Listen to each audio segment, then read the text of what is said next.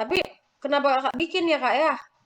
Untuk menggambarkan aja. Jadi kalian bisa lebih terbayang gitu. Kalau makula tuh kecil. Dia kurang dari 1 senti.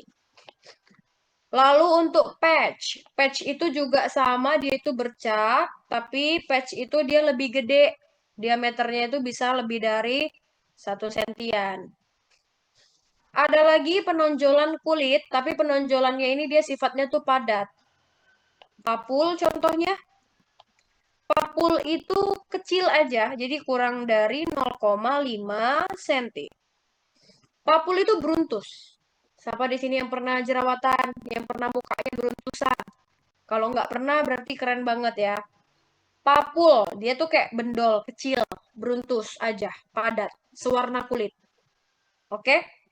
Beda lagi dengan plak. Kalau plak, dia gede. Jadi kalau dari ukur-ukuran diameternya tuh bisa lebih dari 1 senti. Sedangkan kalau nodul, nodul itu dia diameternya lebih dari 0,5 cm. Loh kak, apa-apaan ini? Plak lebih dari 1 senti, nodul lebih dari 0,5. Terus apa bedanya?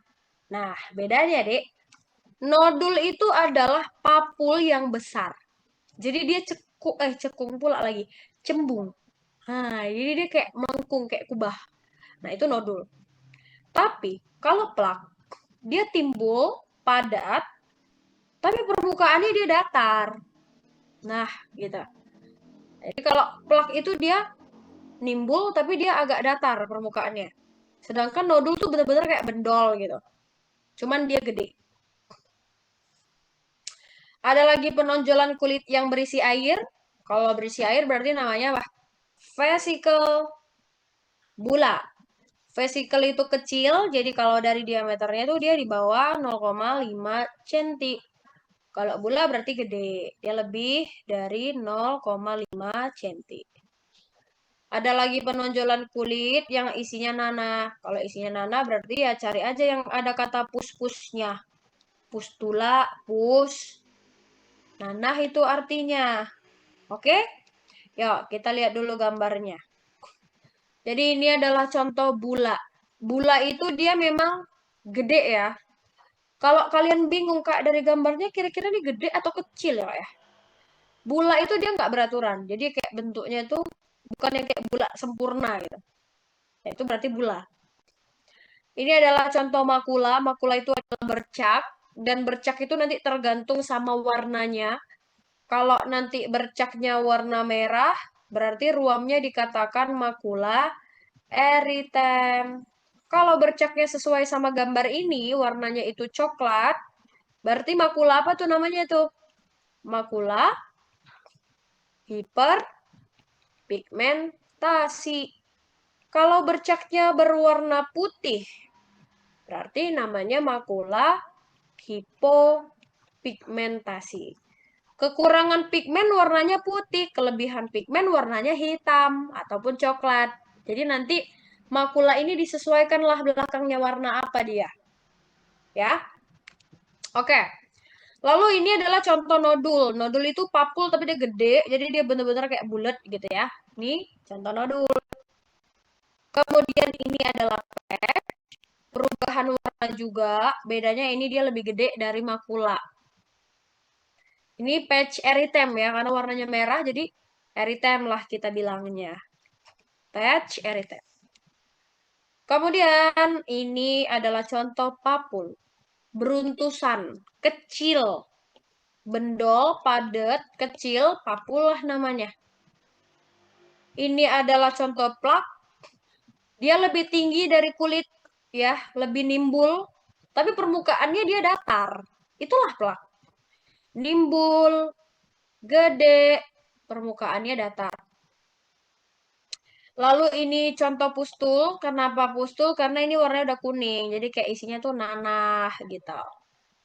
Lalu ini adalah vesicle. Kenapa vesicle? Isinya air. Kecil. Itulah dia vesicle. Berarti kalau gambar aslinya. Nih. Apa ini namanya, Dek?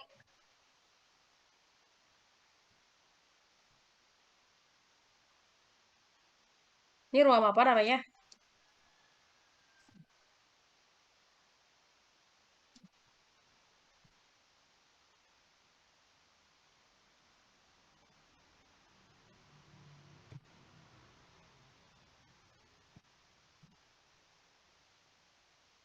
Dodol.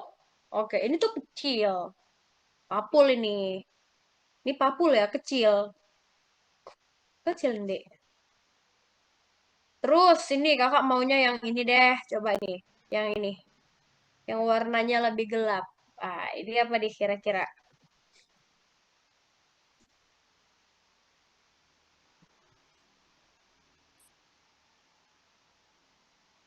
Makula. Makula apa nih namanya? Iya, lebih spesifik lagi makula hiperpigmentasi. Oke, kalau ini apa?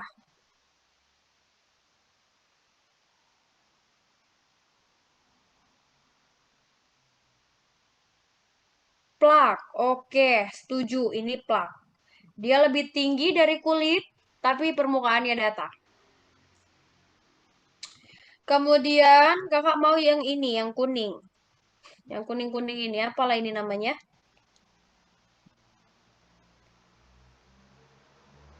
Iya, ini namanya pustul, isinya nanah.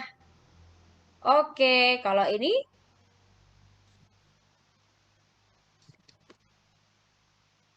bula. Isi cairan, terus gede ya kan? Bula. Kemudian kalau ini juga apa namanya nih? Ini ya tentu saja nanah banget ya kan? Pustul. Ini juga contoh dari pustula. Oke, paham ya? Nah, jadi untuk ruang primer tuh ya inilah dia. Oke, belum cukup di ruang primer. Masih ada lagi nih, namanya ruang sekunder. Kalau ruang sekunder itu berarti udah ada faktor-faktor tah diapain sama dia. Entah digaruk-garuk lah. Jadi dia bukan pertama kali muncul. Misalnya awalnya bulat, tapi karena digaruk-garuk, udah beda lagi. Nah, itu namanya ruam sekunder. Jadi di sini sudah ada intervensi yang dilakukan. Sehingga bukan yang pertama kali muncul. Oke, contoh nih yang pertama. Ada namanya squama. Apa itu squama? Squama itu artinya sisik. Ya, squama itu artinya sisik. Atau nama lainnya adalah ketombe. Pernah ketombean, Dek? Bagi yang nggak pernah ketombean berarti kamu sangat higienis banget, keren banget. Jadi kalau squama itu ya artinya kayak ketombe. Kayak manalah ketombe di kepala kita. Ah, itulah squama. Kayak sisi-sisi dia. Lalu ada krusta. Kalau krusta itu artinya adalah cairan yang mengering. Cairan yang mengering. Itulah krusta. Makanya seringkali dibilang apa? Ih, ada kerak itu, ada kerak. Atau sama dengan keropeng. Misalnya, ingus anak kecil. Kan anak kecil sering kali ingusan kan, terus kayak nggak dibuang gitu ya di hidungnya. Kering dia hijau-hijau. Ah, itu krusta namanya. Lalu ada lagi fisura. Kalau fisura artinya garis atau ada celah.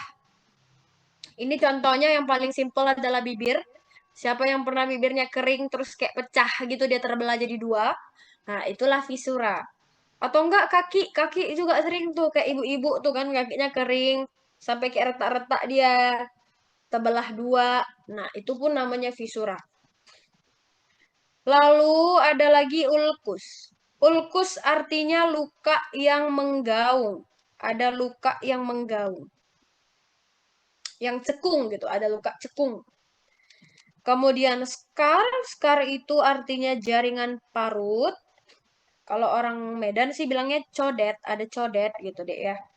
Ada jaringan parut atau sikatrik. Kemudian likenifikasi. Likenifikasi artinya penebalan kulit, di mana penebalan kulitnya ini, relief kulitnya tuh kelihatan dengan relief kulit yang terlihat jelas. Relief kulit itu dia garis-garis kulit. Walaupun dia tebal kulitnya, tapi kelihatan reliefnya. Nah, contoh lah, kok kulit kita ini kita rapatkan gini, Dek. Kulitnya tuh kita kayak rapatkan gini. Atau kayak siku, siku. Bagian siku ini kan Dia tebel kan, tapi masih ada kelihatan garis-garisnya. Nah, itulah memang bentuk kulit kita, relief kulit kita. Jadi lichenificus ini dia tebal tapi kelihatan gitu dia si reliefnya. Maka nanti kasusnya itu kayak disebutlah seperti kayu. Kalau kayu kan tebal terus kayak ada garis-garis ataupun seperti pohon. Erosi, ekskoriasi, dua-duanya ini intinya ya, dua-duanya ini adalah luka lecet. Bedanya apa, Kak? Kalau erosi, dia belum ada darah. Tapi kalau ekskoriasi, sudah ada darah. Cuman itu bedanya. Berarti kan kalau erosi dia masih sebatas epidermis aja. Nah, kakak mau nambahkan satu lagi. Jadi tahu nggak apa yang disebut dengan urtika? Oke, kalau urtika itu dia udem. Satu namanya urtika. Kalau banyak namanya urtikaria. Dia di sini udem ya. Kemudian kalau dia lebar, kelihatan di bagian tengahnya itu pucat.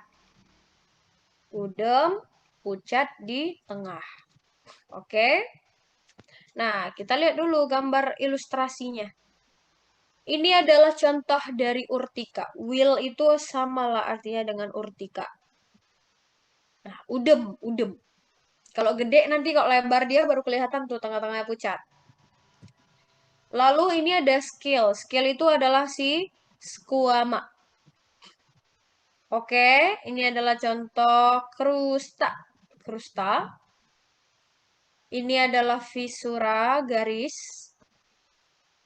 Lalu ini adalah eskoriasi. Kalau eskoriasi dia ada bintik darahnya. Kemudian ini erosi. Erosi tidak ada darah bintik-bintik. Ini contoh lichenifikasi yang seperti kayu, seperti pohon, reliefnya kelihatan. Dan ini adalah contoh dari scar, jaringan parut. Yuk, kita coba dulu yuk, Dek, ke gambarnya. Berarti ini apa namanya?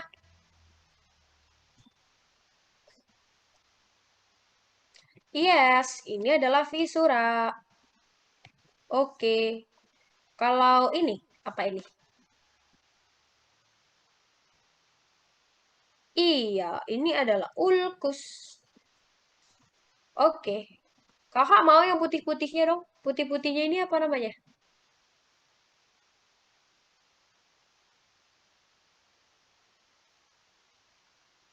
Putih-putih?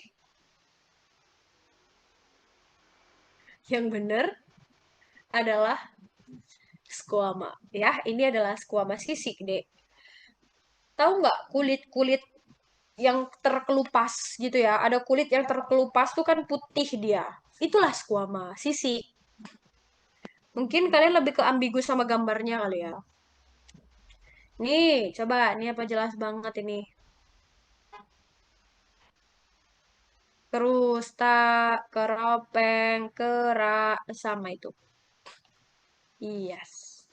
Oke, paham ya untuk jenis-jenis seruam ya. Nah, kalau gitu, kalau yang belum paham tuh harus paham dulu. Harus tahu dulu, cari contohnya di Google banyak-banyak. Kalau misalnya kalian nggak ngerti, ya. Dah, kita sekarang masuklah ke penyakit pada kelamin. Banyak loh deh ini yang mau kita bahas. Super banyak. Nah, oke, ini ya. Mulai dari yang pertama, jadi ini tuh ada duh tubuh. Duh tubuh.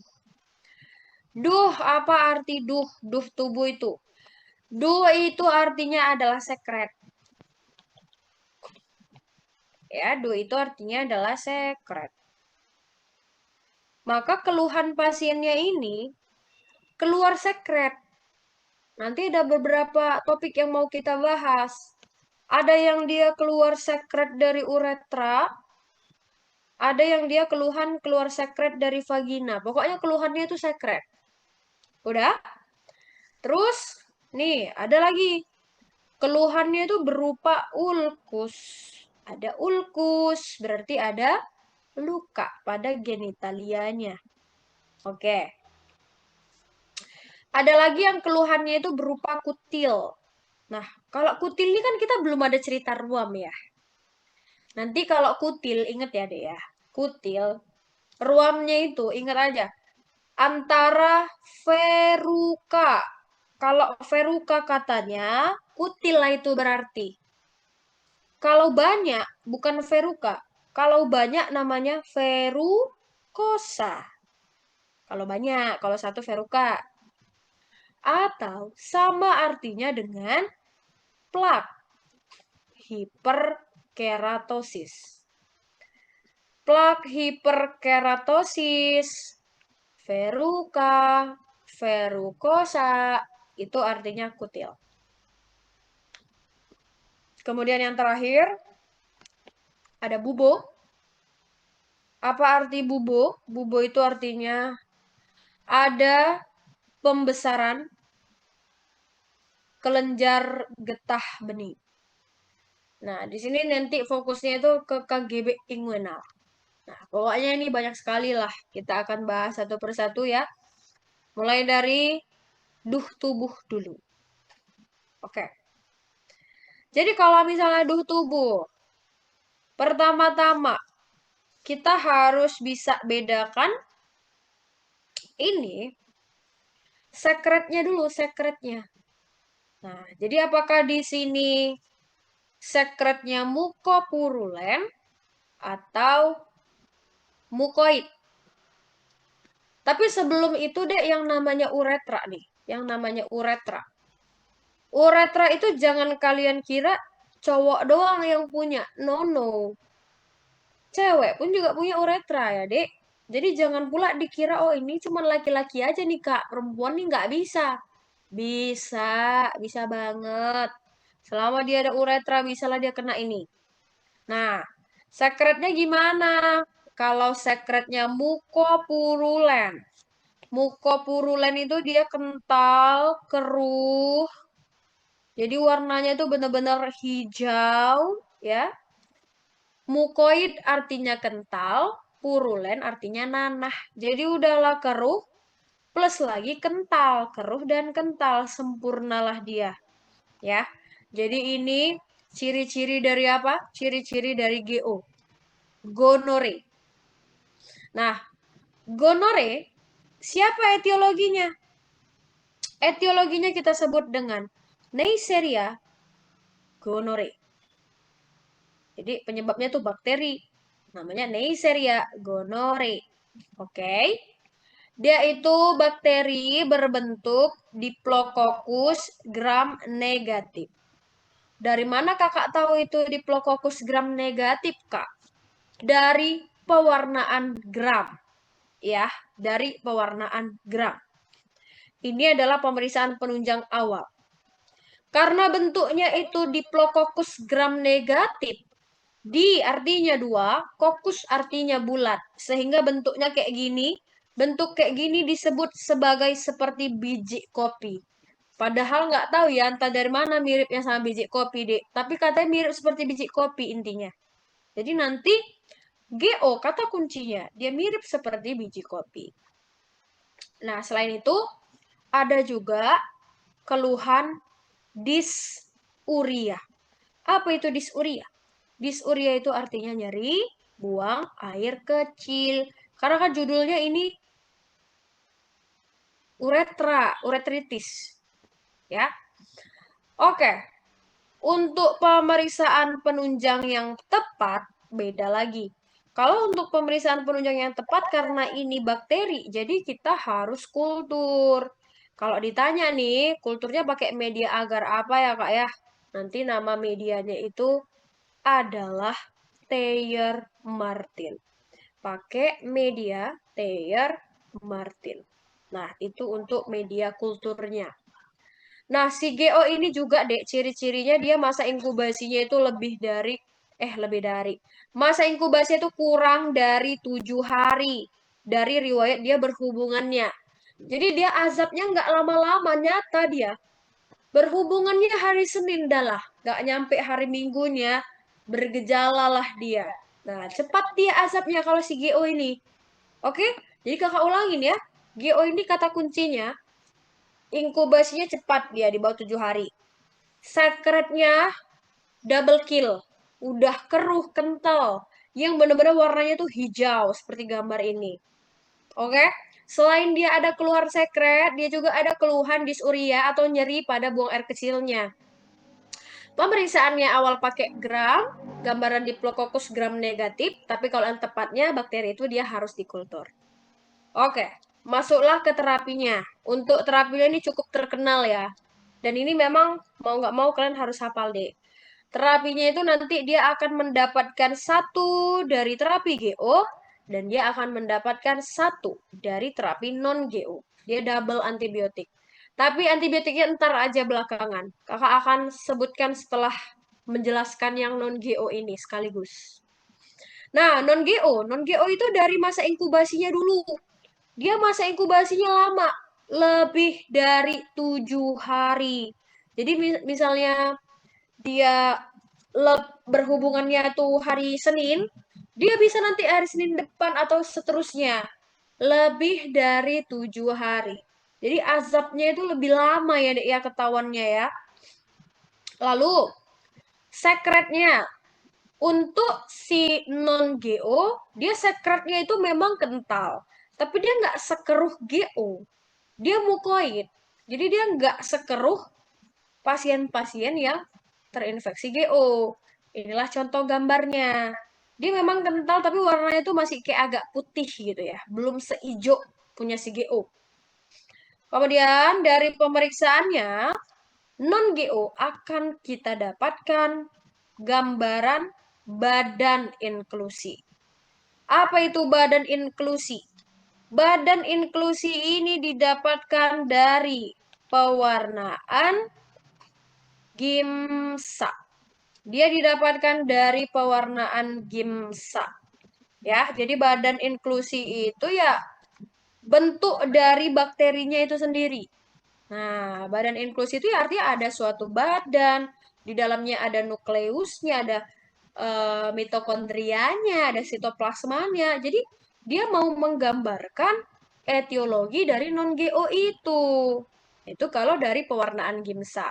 Kalau kalian lakukan dari pewarnaan gram tuh nggak akan ada apa-apa deh, karena dia bukan dari gram. Dia dari gimsa. Lalu, itu kan awal tuh.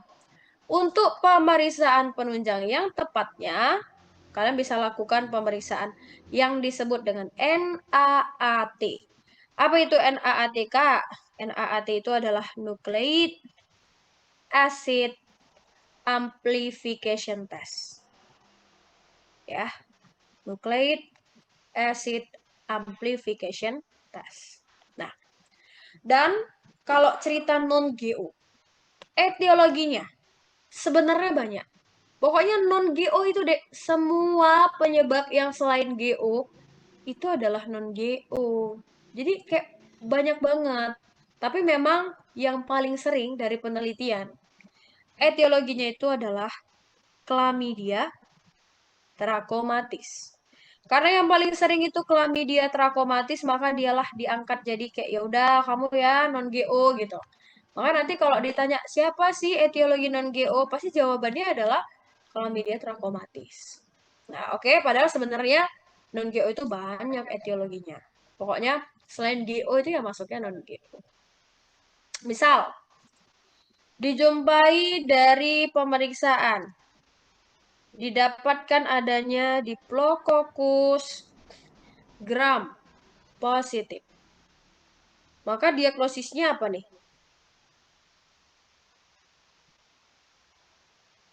Iya, ini masuknya ke non GO ya, Dek ya. Walaupun Diplococcus gram janganlah terkecoh, ini kan positif. Kalau arahnya ke GO, dia harusnya gram negatif. Oke, mantap mantap. Itu pernah keluar loh di soal UKM PPD. Jadi kalian harus pintar-pintar ya. Nah, sekarang gini, untuk non-GO kan dia sudah menyebutkan, woi ini bukan GO. Jadi terapinya ngapain dikasih terapi GO? Cukup berikan terapi non-GO saja.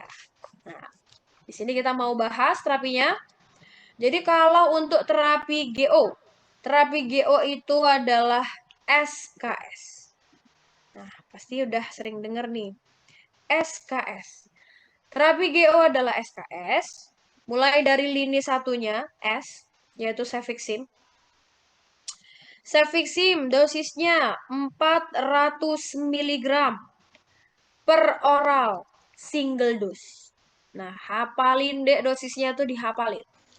Kemudian lini 2-nya adalah kanamisin. Kanamisin dosisnya 2 gram. IM boka-boki, single dose. Jadi 1 gram kanan, 1 gram kiri, ya kan? Lalu yang ketiganya adalah ceftriaxone. Ceftriaxone 250 mg. Pemberiannya secara IM juga single dose. Jadi kalau untuk SKS semuanya itu single dose, single dose, single dose. Single dose, single dose, single dose. Ini enggak semuanya lah kita kasih, Dek, satu aja ya. Lini 1, lini 2, lini 3. Dah. Kemudian untuk terapi non GO-nya ada AD. AD. Oke. Azitromisin. Berapa dosis azitromisin? Azitromisin itu diberikan sebanyak 1 gram per oral, single dose. Walaupun dia 1 gram, tapi dia PO ya, bukan IM ya. Kemudian D. D itu adalah doxycycline. Kalau doxycycline, dosisnya itu adalah 2 kali 100 mg per oral selama 7 hari. Dan E untuk eritromisin. Eritromisin dosisnya 4 kali 500 mg per oral 7 hari. Nah, ini memang mohon maaf keluarga, harus hafal dosisnya ya, Dik ya. Ini enggak semuanya diberikan. Lini 1, lini 2, dan lini 3. Cari yang paling lini 1, cari yang paling benar dosisnya. Jadi kalau enggak ada yang benar dosis azitronya, turunlah, pakailah eritromisin, doxycycline. Enggak ada yang benar doksi, carilah eritromisin. Jadi kalau SKS semuanya single dose, kalau AD semuanya per oral. Oke? Yang SKS semuanya single dose, yang AD semuanya per oral. Oke.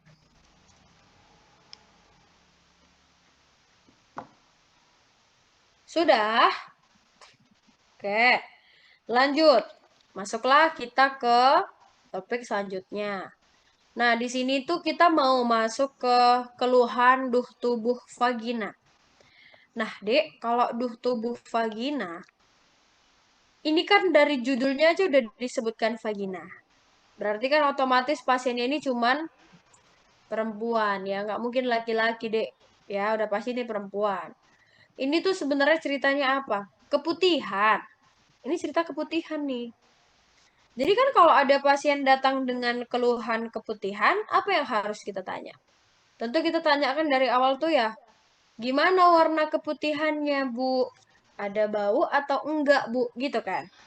Nah, jadi kita bisa lihat dari warnanya. Di sini, sekretnya katanya berwarna kuning kehijauan. Dan ada berbusa. Dari pemeriksaan ada strawberry cervix. Gara-gara riwayat apa? IMS. Maka arahkan diagnosisnya ke trichomoniasis. Jadi trichomoniasis ini dia disebabkan oleh parasit yang bernama Trichomonas vaginalis. Etiologinya adalah Trichomonas vaginalis ya. Jadi dia ada IMS, berarti ada cerita-cerita riwayat dia seks bebas. Ingat ya, trichomoniasis itu dia sekretnya berwarna kuning kehijauan dan ada berbusa. Kita lakukanlah pemeriksaan penunjangnya. Untuk pemeriksaan penunjangnya itu bisa dengan pemeriksaan sediaan basah. Jadi nanti mikroskop dengan NaCl ya dia. Dia pakai mikroskop dengan NaCl 0,9%. Apa yang kita jumpain? Ini dia. Kita akan dapatkan gambaran seperti ini. Jadi ini adalah suatu parasit yang berinti satu dan berflagel. Parasit berinti satu dan dia berflagel. Oke, flagel itu kan cambuk. Dia memang ada cambuk-cambuknya nih, Dek. Geraknya gimana, Kak? Jalannya gimana, Kak? Dia tuh jalannya tuh sama kayak ikan. Kalian tau nggak ikan yang kita keluarin dari air? Jadi kayak lompat-lompat gitu dan dia tuh cepet, Dek.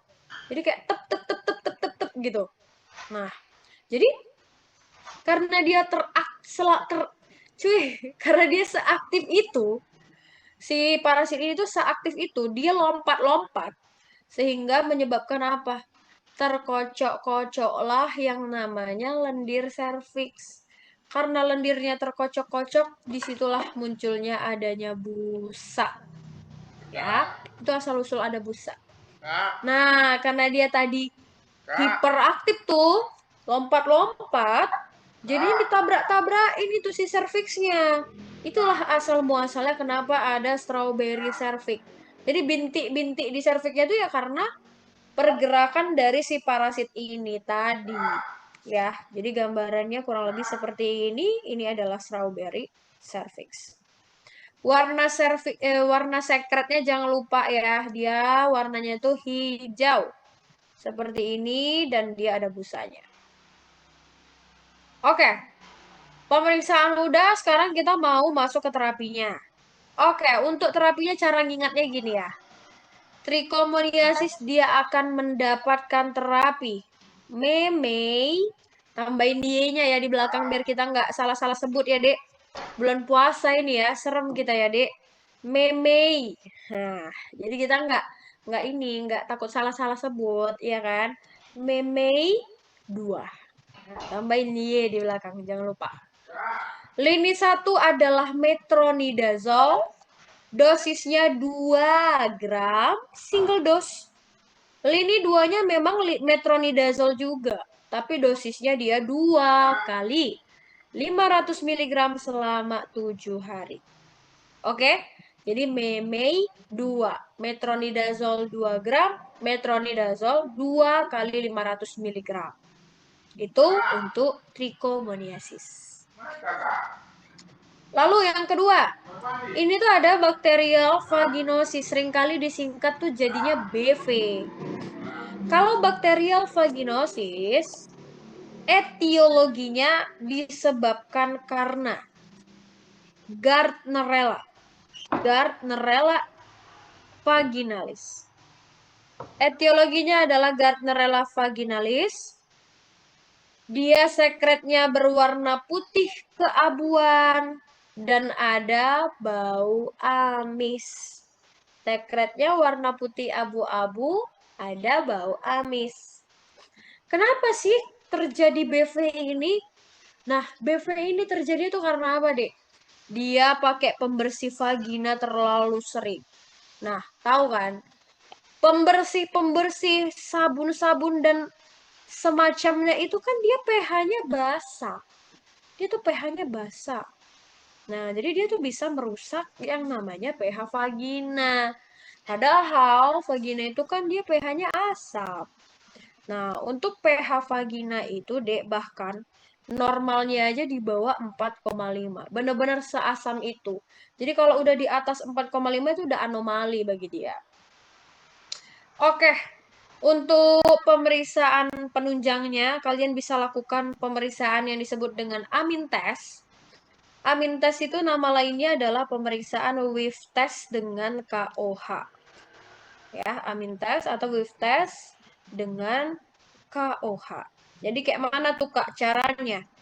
Ambil sekretnya, taruhkanlah di objek gelas. Udah, ambil KOH, teteskanlah dia. Terus saat dia diteteskan dengan KOH, dah tersebarlah itu yang namanya berbau-bauan. Jadi akan tercium bau amis yang disebut dengan fishy odor. Jadi fishy artinya ikan, odor artinya bau. Jadi dia memang baunya tuh seperti bau ikan asin katanya gitu ya, Dek ya. Seperti bau ikan asin. Nah, tapi kalau untuk pemeriksaan penunjang yang lebih tepat lagi, bisa langsung cek and recheck dari pemeriksaan gram. Dari pemeriksaan gram, disinilah kita dapatkan adanya gambaran clue cell. Oke, apa itu Kak clue cell? Kita lihat dulu di bawah. Nah, ini adalah gambaran clue cell.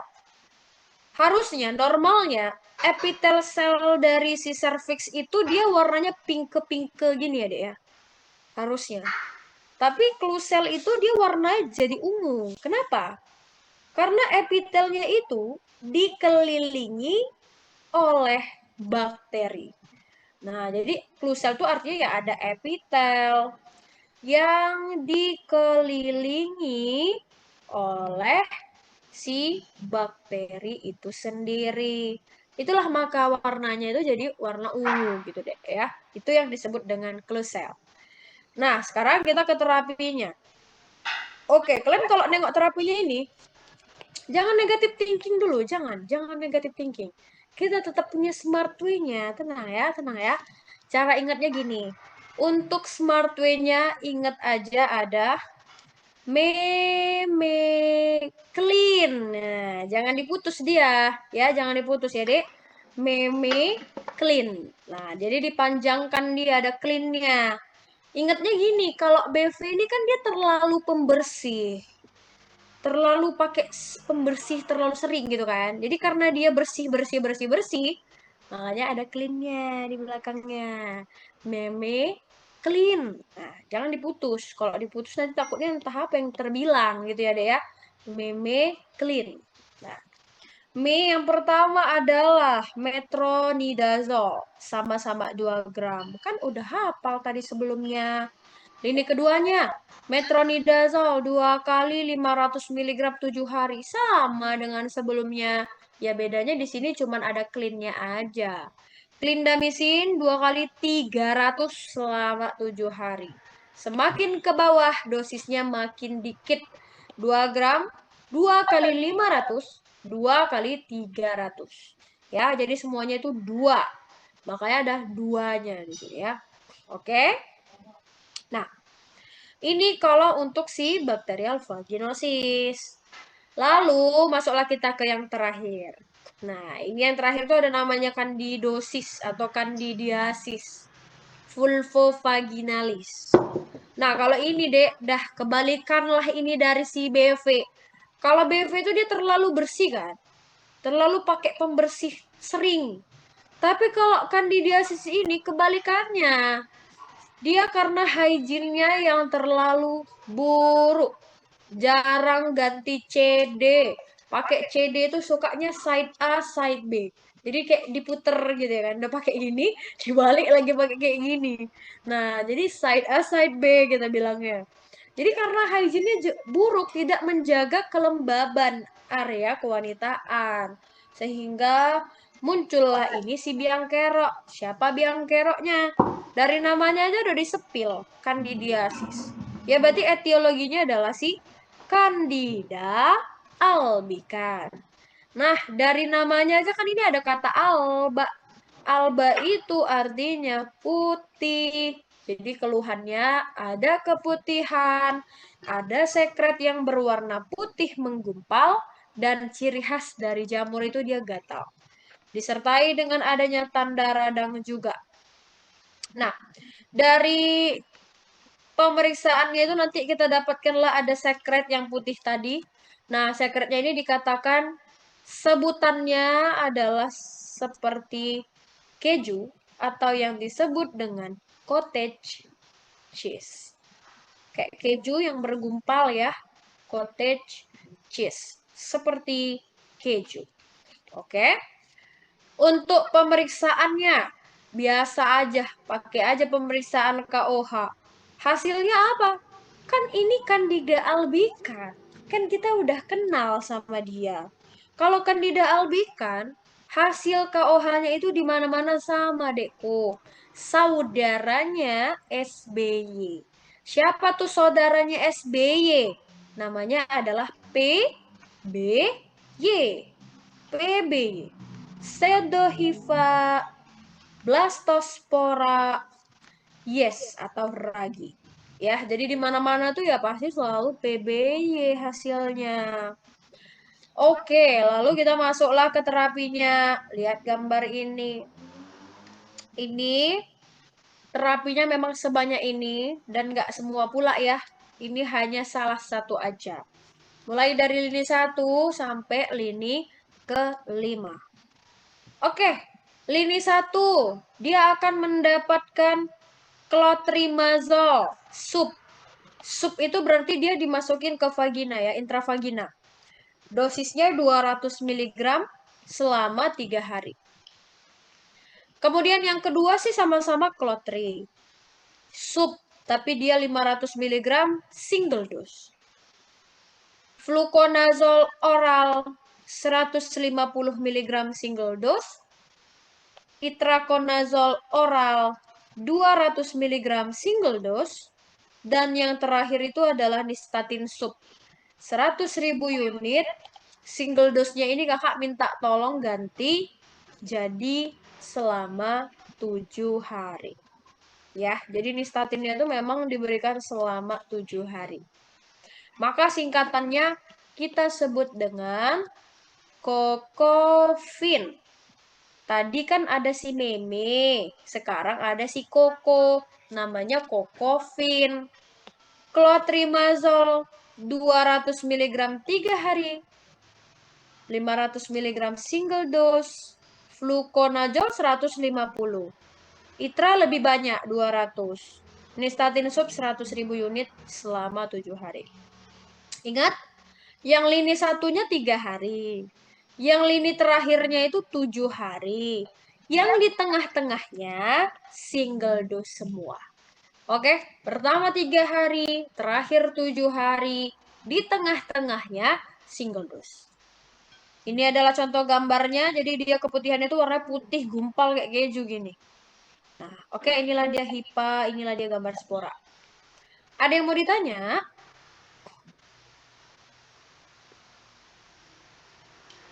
Apakah ada yang mau ditanyakan?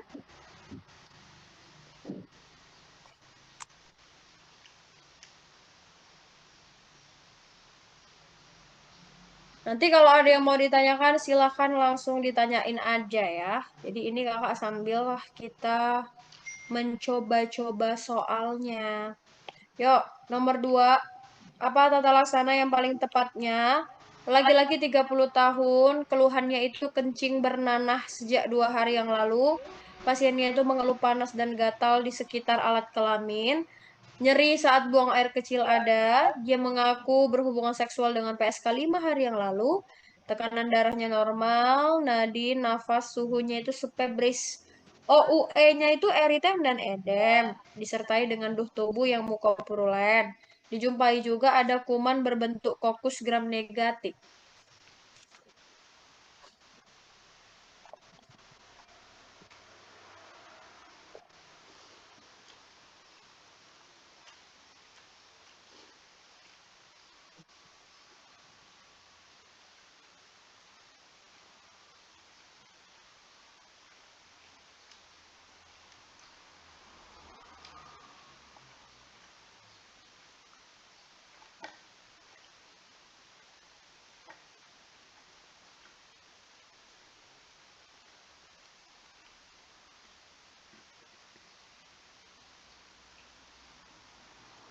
Oke, ini harus cari yang paling benar. Karena di sini itu ada kokus gram negatif, tentu kita mikir diagnosisnya ini adalah GO, ya kan? Kalau GO berarti kalau harus cari yang satu dari SKS ditambah satu dari AD. Oke, kalau yang A, metronidazole, sejak kapan pula dikasih metronidazole coret? Yang B, benzathine penicillin juga nggak pernah kita pakai itu. Kalau yang C, ceftriaxone. Oke, ceftriaxone 250 mg IM, dosis siklinnya 200 mg dosis tunggal. Salah saya. Yang D, ceftriaxone 250 mg, azitromisin 1 gram per oral, dosis tunggal. Oke, benar ya. Jadi jawabannya yang D. Kalau untuk doxycycline itu harusnya 2 kali 100 selama berapa? Selama 7 hari. Jadi itu salah. Kita carilah yang paling benar. Oke, lanjut. Soal nomor 3. Apa tata laksana farmakoterapi yang paling tepat? Perempuan 29 tahun, keluhannya itu keputihan sejak 2 minggu. Semakin hari itu semakin banyak. Warnanya itu kuning dan ada bau juga, disertai nyeri saat buang air kecil, dan saat berhubungan seksual. Keluhan gatal di area kemaluan di sangkal, riwayat berhubungan seksual dengan berganti-ganti pasangan, tidak menggunakan kondom. Ginekologinya vulva dan vaginanya tuh merah. Ada sekret purulen, kuning berbau. Vaginal swab didapatkan di Diplococcus gram negatif intraseluler leukosit.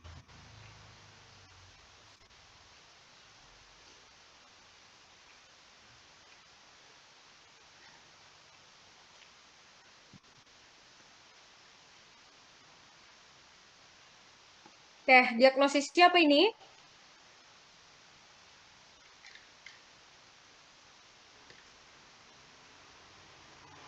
Nah, trichomoniasis atau GO? Yang mana yang benar?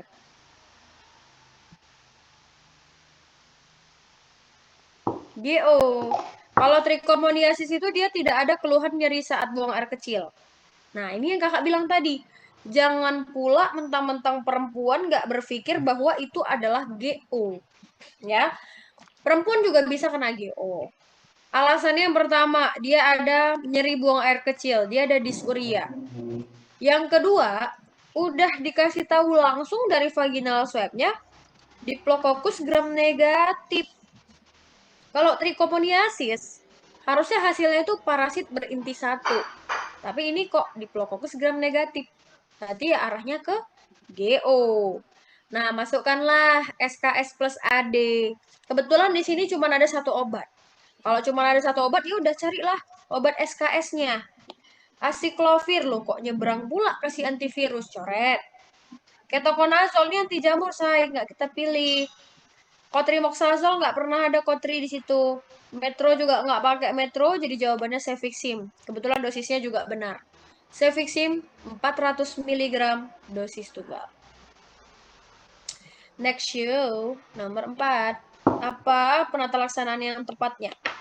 Laki-laki 45 tahun datang ke puskes karena kencing nanah udah 2 hari. Dia pernah melakukan hubungan seks dengan pekerja seks komersial 1 minggu lalu, disertai ada nyeri buang air kecil, vital sign-nya normal. Didapatkan dari penis keluar sekret purulan warnanya kuning hijau, OUE-nya itu juga erytem.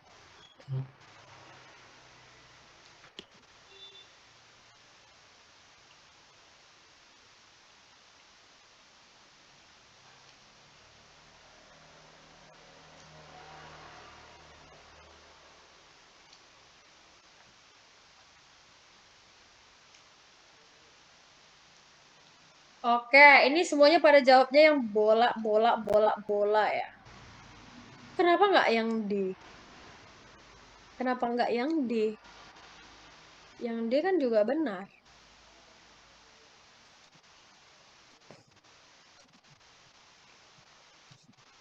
Kok kalian pilihnya yang B?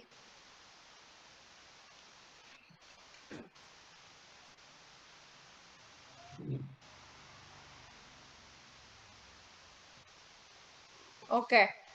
Yang pasti di sini kanamisin tuh kita coret karena dosisnya salah. Untuk kanamisin tuh harusnya dia 2 gram.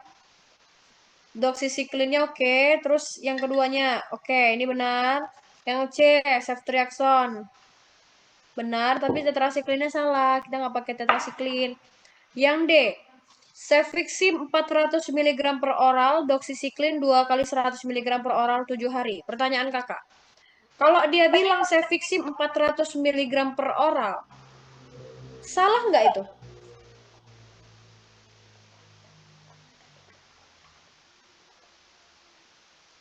Pernyataan itu salah atau benar?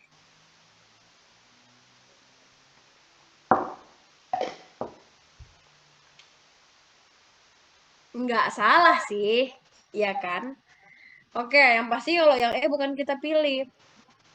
Nah, ya memang nggak salah. Ini juga nggak dibilang deh per oralnya. Cefixim ini yang di soal sebelumnya juga nggak dikasih tahu per oral. Dia cuma bilang cefixim 400 mg dosis tunggal. PO-nya nggak dibilang. Tapi kita jawab itu benar. Jadi jawabannya sayang sekali untuk soal nomor 4 itu yang D. Cefixim 400 mg PO, doksi 2 kali 100 mg selama 7 hari. Kenapa nggak yang B? Karena doksi itu lini 2, eritro itu lini 3. Makanya kita lebih pilih doksi daripada eritro. Nah, kenapa kalian nggak pilih yang D? Alasannya karena nggak dikasih tahu Kak dosis tunggal. Tapi apakah nggak dikasih tahu itu artinya salah? Nggak ada yang salah dari pernyataannya. Cefixim benar 400 mg, per oralnya juga udah benar, ya kan? Karena kalau kita bilang nggak dikasih tahu tuh soal yang di atas juga nggak dikasih tahu PO-nya. Nah, jadi jawabannya adalah yang D. Kalau nggak dikasih tahu, anggap aja dia udah tahu deh ya. Setiap yang nggak dikasih tahu, anggap aja normal. Karena dari pernyataannya juga nggak ada yang salah. Dosisnya benar, per oralnya benar. Gitu. Yang B juga benar. Tapi kan itu eritro. Eritro itu adalah lini 3-nya, sedangkan doksi itu adalah lini 2-nya. Makanya yang kita pilih adalah yang lebih lini 2. Makanya Kak bilang, bisa dikasih tahu dosisnya, tiga-tiganya tuh betul semuanya bisa. Yang penting hafal dosis. Dua-duanya benar karena salah satu lininya tuh lebih atas ya, yang lainnya jadinya salah. Oke, coba lagi nomor 5. Apa hasil pemeriksaan penunjang terkait kasus ini? Hasil pemeriksaan penunjang terkait kasus ini. Oke, di sini tuh ada sifanya 27 tahun, keluar cairan dari jalan lahir. Warnanya itu kuning hijau sejak 1 minggu. Nyeri juga ada setelah berhubungan suami istri. Vital sign aman. In spekulu, tampak cairan kuning hijau berbuih dan berbau. Ada gambaran serviknya tuh bintik-bintik kemerahan.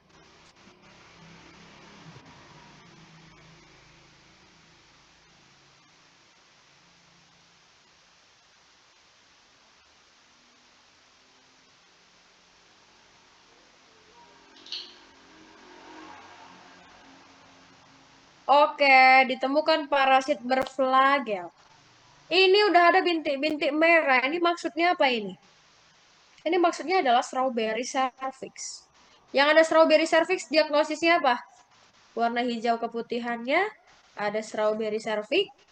Ini baru diagnosisnya trichomoniasis. Ya. Next lagi. Oh, bentar. Pseudohypa. Punya siapa pseudohypa?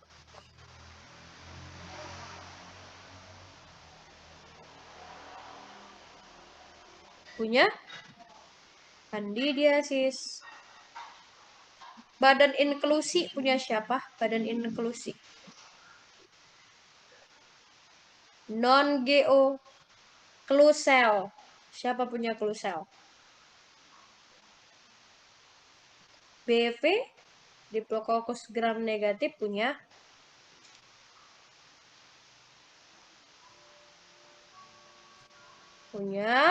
GO. Yaudah, berarti diagnosisnya udah cocok nih.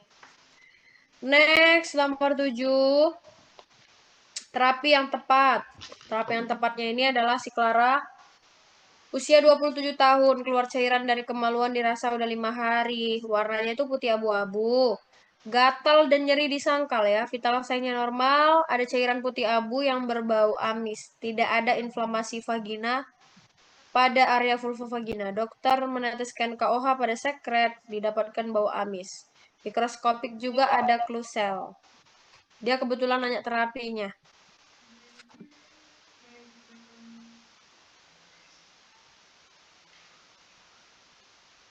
Oke, ini karena udah kita bahas di atas ya, klusel itu punya BV. Kalau untuk terapinya ingat aja BV itu terlalu bersih. Jadi meme clean 2. Metronidazole 2, harusnya 2 gram. Jadi ini salah. Lalu 2 kali 500 miligram. Oh, bener nih, ada jawabannya. Ya udah, yang kita pilih yang E. Kalau kelinda harusnya berapa kelinda? Harusnya dosisnya 2 kali 300 mg. Jadi nggak ada yang benar, kecuali yang E. Next lagi nomor 9. Apa terapi yang tepat pada pasien ini? Nela, 33 tahun, cairannya warna putih bergumpal pada jalan lahir. Pasien merasakan gatal pada kemaluannya. Selama ini sering pakai celana ketat dan ganti celana itu sehari cuma sekali. Vital sign normal. Vulva hiperemis. Ada sekret warna putih yang sangat kental nempel pada mukosa vagina.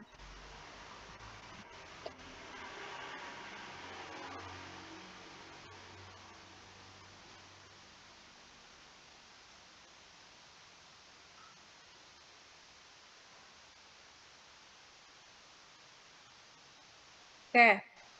Ini karena ada faktor hygiene juga nih. Tidak menjaga hygiene kebersihannya. Maka arahnya ini ke diagnosis kandidiasis. Oke, sekarang PR-nya adalah dosisnya. Tadi kalau untuk kandidiasis, markway kita adalah psikokofin. Berarti kita harus dari awal dulu. Clotrimazole yang pertama dosisnya berapa, Dek? Clotrimazole. Iya, harusnya ini dosisnya itu 200 mg. Salah dia, coret. Yang kedua, salah ini yang kedua, yang B. 600 mg ini salah. Salah, Kak. Harusnya bukan 600, Kak. 500 mg. Sip. Untuk yang C, apa yang salah?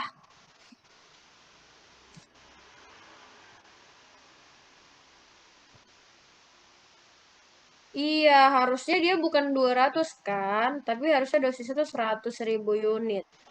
Kalau yang D, kan udah benar ini itraconazole 200 mg. Iya, bukan 3 hari, harusnya dia cuma sekali aja. Karena nggak ada yang betul, jadi jawabannya ya udah, fluconazole yang kita pilih. Fluconazole 1 kali 150 mg single dose. Oke. Habis. Oke, oke ya, pahami ya. Nanti dihafalin dosisnya. Semuanya sampai berapa lamanya juga. Itu aja untuk keluhan sekret. Nah, sekarang kita masuk ke keluhannya ulkus pada genital. Ulkus kan berarti luka ya. Ada luka-luka di genitalianya. Ini yang pertama kasusnya adalah herpes simplex. Herpes simplex, etiologinya adalah herpes simplex virus. Simple. Herpes simplex, etiologinya ya herpes simplex virus. Tinggal tambahin virusnya aja. Dia ada 2 tipe tuh. Tipe 1 kalau letaknya di mulut. Maka yang kita sebut dengan herpes simplex labialis. Kalau yang tipe 2 letaknya itu di kelamin. Jadi yang kita sebut dengan herpes simplex genitalis. Nah, oke. Herpes itu ruamnya ditandai dengan adanya vesikel bergerombol. Kalau vesikelnya pecah, jadilah ulkus yang juga bergerombol. Kenapa bisa kayak gini nih, Kak? Ya, tidak lain dan tidak bukan karena IMSD. Jadi ada riwayat hubungan seksual ini. Ruamnya khas ya, vesikel bergerombol. Kalau vesikelnya pecah, jadilah dia ulkus bergerombol. Pemeriksaan penunjangnya kita pakai Zhang test. Jadi kalau virus, penunjangnya itu pasti pakainya Zhang test. Apa yang didapatkan? Di sini kita dapatkan ada sel datia berinti banyak, atau nama lainnya disebut dengan multinucleated giant cell. Multinucleated giant cell. Sel datia berinti banyak. Nah, balik lagi, ketemu lagi kita ke terapi. Oke. Untuk ngafalin terapinya, herpes simplex. Di sini kita bisa pakai asik falak rumus 7. Asik falak rumus 7. Maksudnya, Kak, asik adalah asiklofir. Pemberian asiklofirnya ada 2 dosis. Lalu second line-nya itu adalah falak, falasiklofir. Oke, jadi maksud dari si rumus 7 ya, Dek ya. Rumus 7. Dosisnya, ingat angka depannya. Lini satunya angka depannya itu adalah 5. Lini 2-nya angka depannya itu adalah 3. Kakak tanya. 5 tuh ditambah berapa supaya 7? Kita tambah berapa? 5 supaya 7. 2. Makanya 5 kali 200 mg. Kalau 3? Supaya 7 berarti harus ditambah 4. Berarti 3 kali 400 mg. Nah, tapi Dek, dua-duanya ini untuk asik ya. Ini untuk asik. Jadi asiklofirnya di sini tuh ada 2 dosis. Dosis yang pertama 5 kali 200. Dosis yang kedua 3 kali 400. Nah, sedangkan kalau untuk si falaknya, falasiklofirnya, tinggal dibalikkan aja lah. 5 sama 2, dibalik aja. Jadi untuk falasiklofir dosisnya 2 kali 500 mg. Kan ujungnya sama-sama 7 juga. Ya kan? Sama-sama 7. Oke? Jadi lini 1 5 kali 200, lini 2 3 kali 400. Lini 3-nya adalah falasiklofir 2 kali 500 mg. Berapa lama Kak kita kasih dia ini? Kita berikan itu tergantung berapa infeksi yang keberapa. Nah, kalau katanya dia yang pertama kali nih dok, sebelumnya saya belum pernah kayak gini. Berarti kalian harus berikan terapi itu selama 7 hari. Tapi kalau katanya udah pernah dok sebelumnya, udah berulang. Kalau udah berulang maka cukup berikan selama 5 hari aja. Ini dari gambarnya nih. Karena gambarnya dia di bibir, berarti penyebabnya herpes simplex virus tipe 1. Kalau gambar yang di bawah ini karena di genital, berarti ini adalah herpes simplex virus tipe 2. Ya. Jadi kalau untuk terapinya herpes simplex cukup ingat aja rumus 7. Asik falak rumus 7. Oke. Lanjut. Kita sekarang masuk ke ulcus mole. Untuk ulcus mole dia punya nama lain.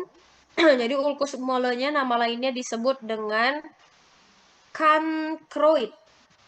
Kankroid. Ulcus mole sama dengan kankroid. Siapa ini penyebabnya? Penyebabnya adalah Haemophilus ducreyi. Sama-sama IMS juga. Ada riwayat infeksi menular seksual. Jadi ada riwayat seks bebas. Ulkus mole ini kalian harus perhatikan kayak mana lah tipe ulkusnya. Nah, ulkusnya si ulkus mole ini, Dek, dia tuh tipikal ulkus yang banyak ya. Dia multiple, lalu dasarnya itu kotor, nyeri, tepinya tidak rata. Kalau kakak, cara ngafalinnya, kakak nih ya, kakak cara ngafalinnya tuh kakak ingat aja. Monyet. Monyet. Ya. Oke, kenapa kakak ingatnya monyet, Kak? Mo adalah mole. Nye adalah nyeri. T-nya tepi tidak rata. Nah, mungkin kalian kalau dengar kakak bilang monyet, pasti kalian berpikirnya kayak ih monyet itu kan jelek gitu kan, Dek.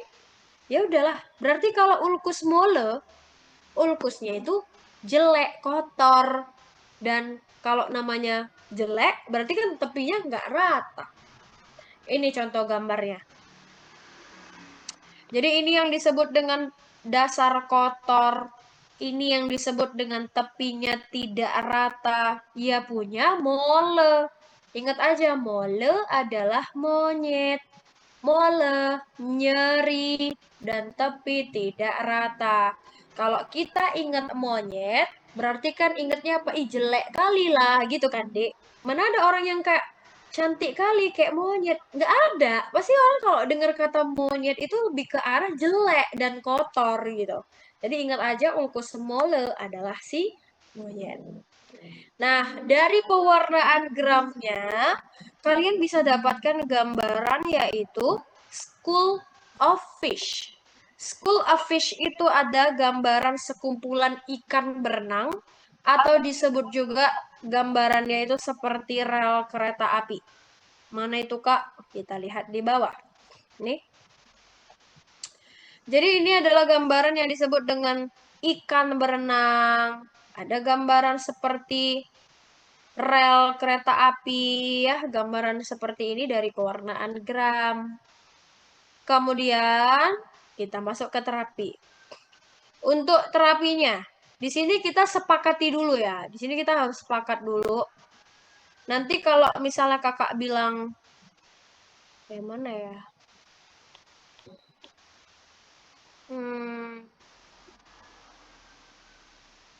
Bentar ya, Dek. Oke. Nanti kalau misalnya kakak bilangnya,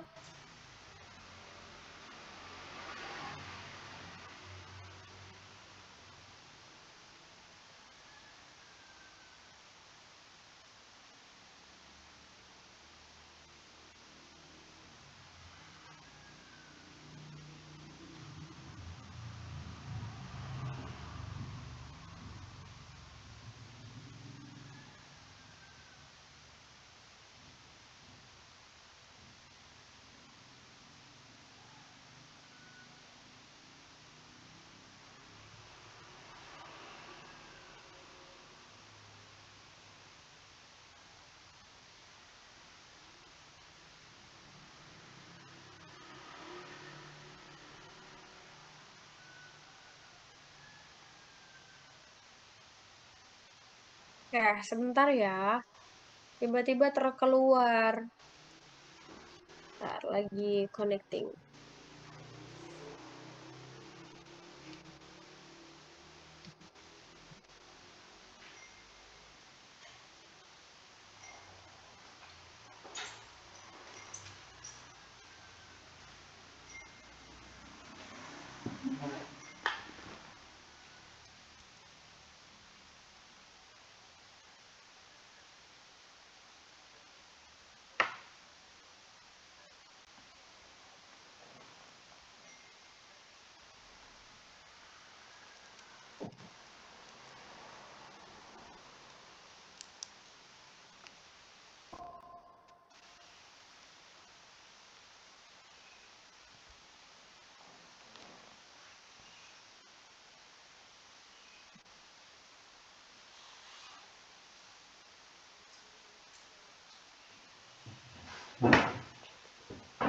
Oke.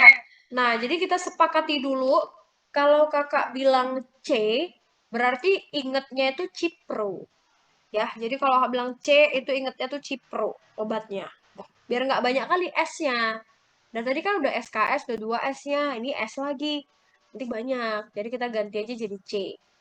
Nah, di sini inget deh, nama monyetnya itu kita kasih nama dulu ya. Jadi monyetnya itu bernama Ceas. Walaupun namanya sebenarnya agak random. Kenapa Ceas ya Kak namanya ya? Nah, jadi Ceas ini sebenarnya berkaitan dengan terapinya. Di mana C itu adalah ciprofloxacin. Dia dosisnya 2 kali 500 mg selama 3 hari. Kemudian ini tuh udah seperti biasa aja. Kan tadi udah hafal SKSAD. E-nya ya eritromisin. Dosis eritromisin seperti SKSAD 4 kali 500 mg.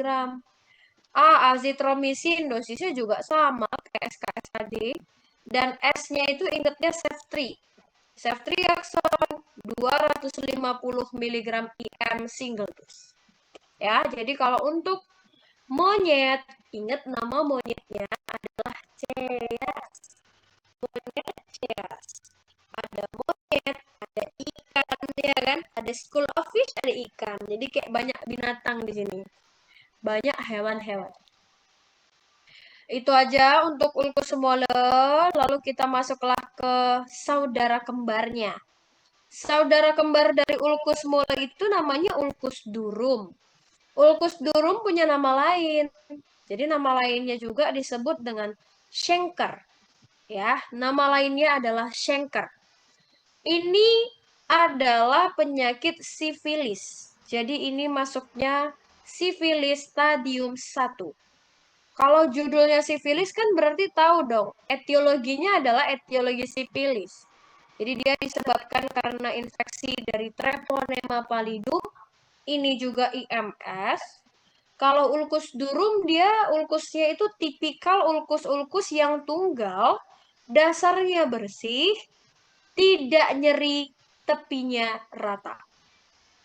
Maka kakak ingat aja, untuk ulkus durum ada duit. Nah, duit. Du adalah durum. Kalau duit gimana tepi duit? Duit kan tepinya rata. Nah, jadi ingat aja duit tepinya rata. Ya kan? Dan cobalah kita bandingkan dulu deh antara duit sama monyet. Nah, ini kan mereka saudara kembar. Ya, kalau monyet udah pastilah kita berpikirnya oke, ini pasti yang dasarnya kotor.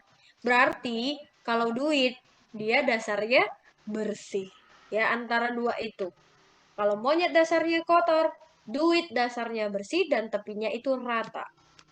Penunjangnya bisa dilakukan pemeriksaan langsung atau direct. Kalau direct itu langsung, ya langsung aja dilihat dari pemeriksaan mikroskop. Dari pemeriksaan mikroskop lapangan gelap, kita akan dapatkan gambarannya adanya kuman yang berbentuk spiral. Nah, ini gambarnya. Ini adalah contoh dari si Treponema pallidum. Dia bentuknya memang spiral kayak gini. Lalu ini adalah gambar ulkus yang dikebut dasarnya bersih, terus itu tepinya rata, gitu ya, kayak duit, duit, duit. Oke, lalu untuk pemeriksaan indirect. Kalau indirect berarti pemeriksaan tidak langsung. Untuk pemeriksaan tidak langsungnya berarti check and recheck dari pemeriksaan serologi. Ada pemeriksaan VDRL, ada pemeriksaan TPHA. VDRL ini adalah pemeriksaan yang paling sensitif, tapi untuk TPHA adalah pemeriksaan yang paling spesifik.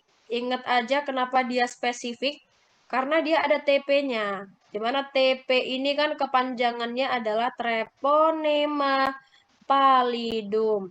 Karena dia di situ ada Treponema pallidumnya, jadi ya lebih spesifik gitu. Oke, masuklah ke terapi. Untuk duit, ingat terapinya itu dipegang sama Bapak Doer. Duit dipegang sama Bapak Doer. Nah, apalagi tuh Kak Bapak Doer? Penisilin benzatin. Jadi bannya itu adalah benzatin. 2,4 juta unit IM single dose. Baru paknya itu adalah prokain. Prokain 600.000 unit IM selama 10 hari.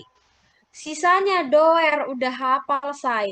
Doksi 2 kali 100 mg, tapi diberikan di sini 30 hari. Eritro dosisnya sama 4 kali 500, juga diberikan 40 hari.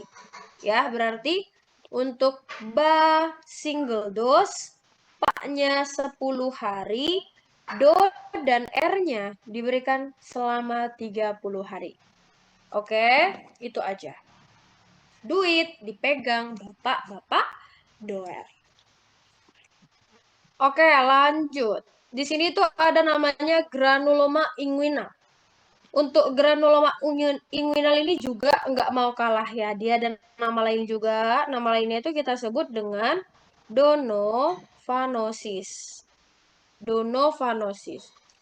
Di sini etiologinya dia disebabkan oleh Klebsiella granulomatis. Jadi sama-sama ada granul-granulnya nih. Granuloma inguinal, Klebsiella granulomatis. Iya kan? Sama-sama ada granul-granulnya. Ini pun faktor risikonya IMS, tapi ini khas. Ulkusnya itu warnanya tuh merah merona. Saking kan merahnya itu dikatakan merahnya itu seperti daging. Atau yang disebut dengan beefy red appearance. Beefy red appearance. Merah seperti daging. Di sini dia ulkusnya mudah berdarah, dasarnya kotor, untuk nyerinya itu relatif, bisa nyeri bisa enggak. Gambarnya kayak gini, memang bener-bener dia merah kali lah dek, merah seperti daging kayak gini ya. Oke, dan untuk terapinya kita ingat aja ada 3 ADC. 3 ADC. Nah, paling kalian nanti susah ngapalin terapinya. Pokoknya kita untuk DV itu kita mabuk obat. Hari ini kita mabuk obat ya, Dek. 3 adalah 3 minggu. Untuk A itu kan udah tahu azitro sama kok dosisnya. Bedanya di sini dia per minggu aja. Doksi, udah hafal juga dosis doksi. 2 kali 100 selama 3 minggu. C, tadi kita udah sepakat kan? Kalau kakak bilang C itu kan ingetnya apa, Dek? Cipro. Jadi kalau C itu ya Cipro. Dosisnya juga sama. 2 kali 500 mg. Tapi di sini diberikan selama 3 minggu. Jadi gimana? Granuloma inguinal ada 3 ADC. Ingat SmartWay, ingatlah itu nama obatnya. Ya, SmartWay-nya dulu diingat saat ini, nanti baru kita pancang-pancangkan. Oke, lalu kita masuk ke keluhan bubuk inguinal. Apa tadi arti bubu? Bubo itu kan artinya pembesaran kelenjar getah bening. Tapi di sini yang kita bahas itu adalah KGB inguinalnya. Diagnosisnya kita sebut dengan LGV, limfogranuloma venerum. Etiologinya adalah Chlamydia trachomatis. Penyebab siapa ini, Dek, tadi? Chlamydia trachomatis, kalian masih inget gak? Penyebab siapa? Etiologi dari siapa ini? Non-GO. Jadi selain dia bikin non-GO, tentu dia bisa bikin juga yang namanya limfogranuloma venerum ini. Kayak mana rupanya ini, Kak?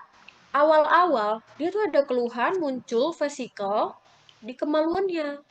Tapi nggak sakit dan sembuh sendiri. Nah, jadi ini tuh cerita zaman dulunya. Ini tuh cerita riwayat sebelumnya. Nah, saat ini, sekarang, dia tuh datang ke kita bukan karena lukanya lagi. Tapi dia datang ke kita dengan pembesaran kelenjar getah beningnya. Ada pembesaran KGB, nyeri, demam. Jadi simpelnya apa coba? Dia tuh keluhannya hanya berupa limfadenopati, ada limfadenopati pembesaran KGB, dan ada limfadenitis. Jadi keluhannya itu berupa ya besar KGB-nya, radang KGB-nya, itu. Dari pemeriksaan fisiknya ada sign of groove. Kita lihat dulu di gambar ini. Ini adalah sign of groove. Jadi sign of groove itu adanya benjolan yang dibatasi oleh ligamentum inguinal. Itulah arti sign of groove. Ada benjolan yang dibatasi oleh ligamentum inguinal, sehingga benjolannya ini terlihat seakan-akan kayak 2. Padahal ini satu benjolan. Cuman karena dia di ligamentum inguinal, jadi terlihatnya 2. Ya, kita sebut dengan sign of groove. Lalu masuk ke terapi, lagi-lagi terapi. Di sini terapinya itu lama pemberiannya kita nggak usah pakai hari. Kita ganti aja pakai minggu, biar nggak bolak-balik hari, minggu, bulan kan capek ya, Dek. Jadi ingat aja 2 minggu. Ya. Terapinya itu akan kita berikan 2 DET. 2 DET. Selama 2 minggu dia akan mendapatkan antara DET ini.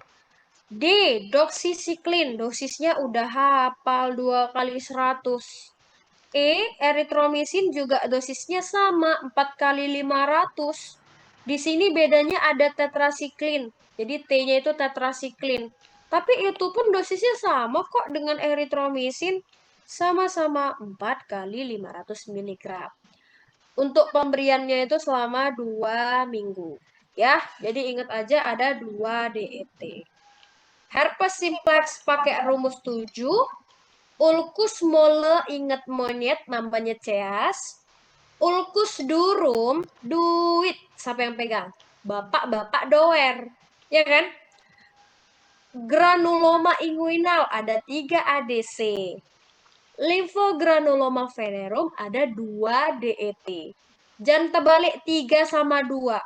Kalau di sini 2 kan huruf depannya kan D, U, A. Jadi D juga dia, sama-sama D. 2 DET. Berarti kalau 3 ADC. Nah, oke? Oke, nanti kalau ada yang mau nanya boleh. Kalau belum ada berarti kita coba dulu ke soalnya. Apakah etiologi kasus tersebut? Geoni 26 tahun, G3+1A1 hamil 35 minggu.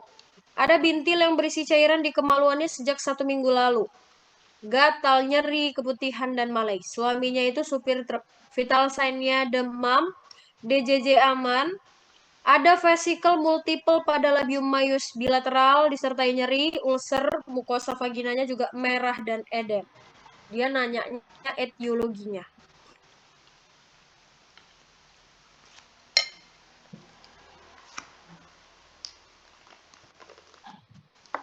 Oke, mantul. Di sini ruangnya tuh vesikel bergerombol multiple. Karena letaknya itu di labium maius, di genitalia, berarti ini etiologinya itu adalah herpes simplex virus tipe 2. Karena diagnosisnya adalah herpes simplex genitalis. Oke, lanjut.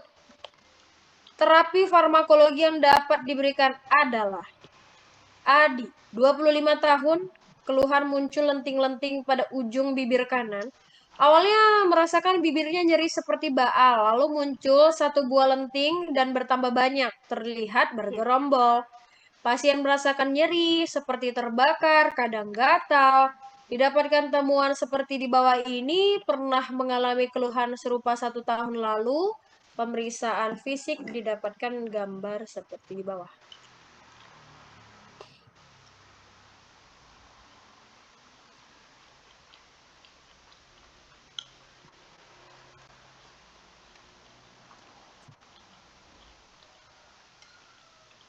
Oke, ini kalau dari gambarnya ya, sama kayak skenario yang di atas.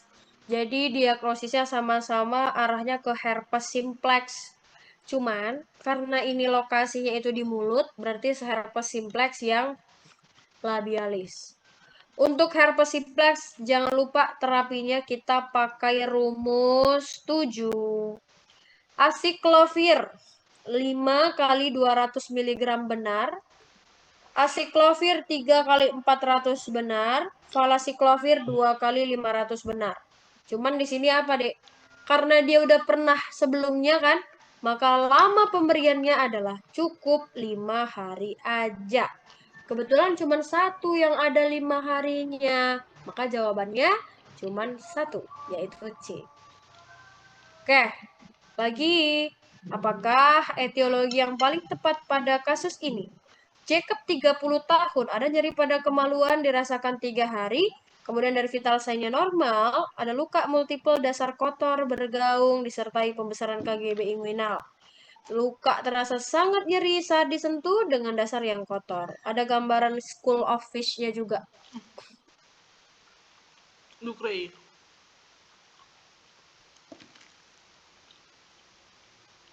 Oke. Dasarnya kotor, ada ikan-ikanan. Jadi etiologinya adalah Haemophilus ducreyi. Ini diagnosisnya apa?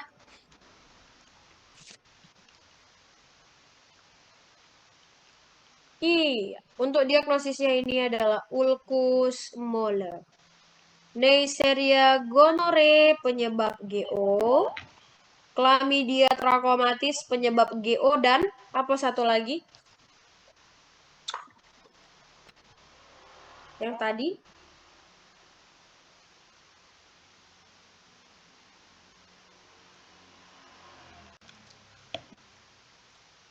LGP, Treponema pallidum penyebab apa?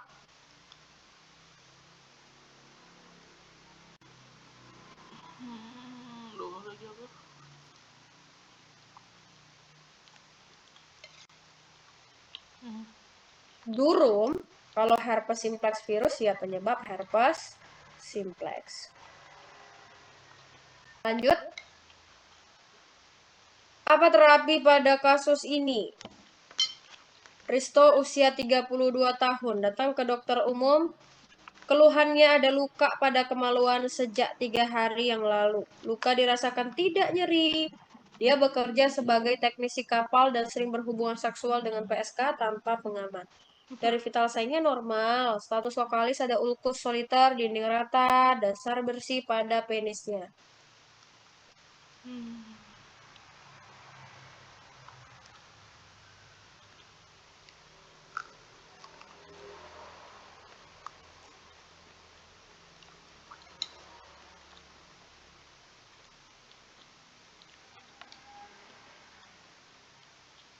Oke, arah diagnosisnya kemana?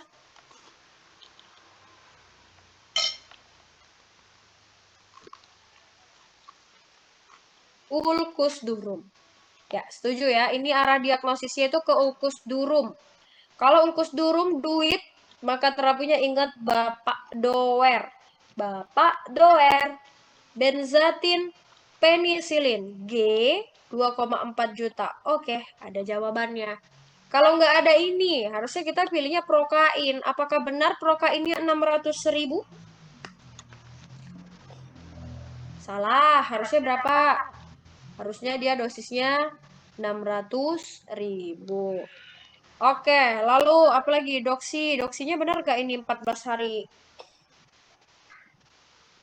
Harusnya berapa? Harusnya 30 hari. Kalau eritronya benar gak dosisnya?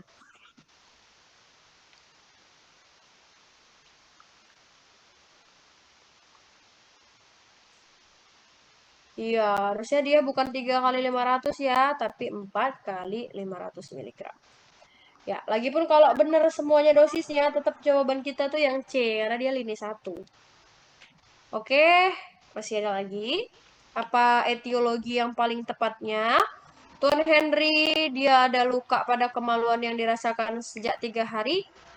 Luka tidak nyeri namun mudah berdarah. Dia dari riwayat berhubungan seksual dengan PSK, vital sign-nya normal. Ada ulkus berwarna merah dengan dasar bersih. Lalu batas tegas dengan jaringan granulasi. Ada pembesaran KGB, didapatkan adanya Donovan Baris.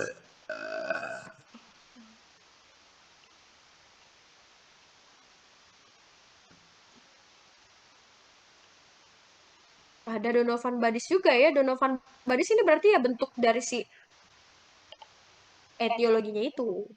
Jadi diagnosisnya namanya apa, Dek? Diagnosisnya kita sebut dengan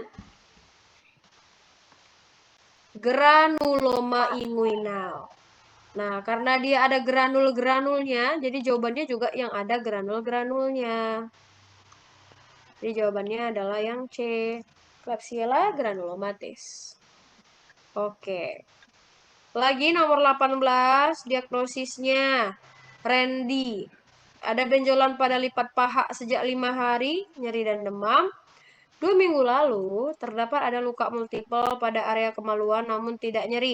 Pasien terakhir berhubungan fisik 1 bulan lalu dengan banyak PSK. Vital sign-nya dia demam. Ada gambaran seperti di bawah ini.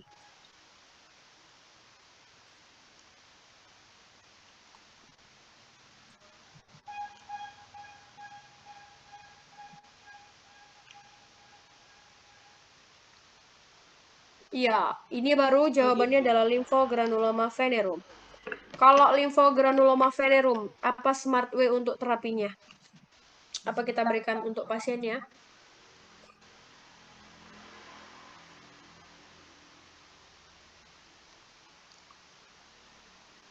udah kita kasih aja 2 det. Tapi kalau yang di atas ini apalah kita kasih terapinya?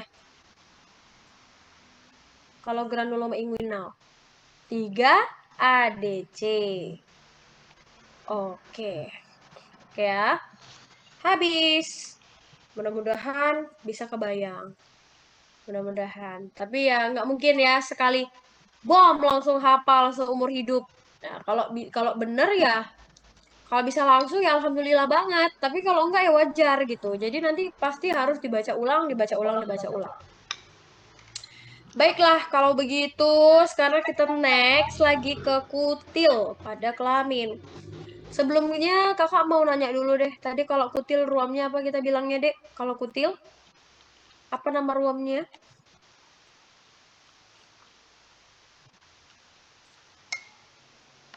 Veruka. Apa lagi? Kalau banyak namanya verukosa. Satu lagi? Adanya plak hiperkeratosis. Ya udah, jadi itu udah menggambarkan semuanya. Plak hiperkeratosis.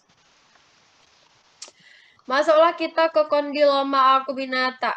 Kondiloma acuminata ini nama lainnya pun ada juga. Ini disebut juga dengan true genital wart. True genital wart atau kutil kelamin.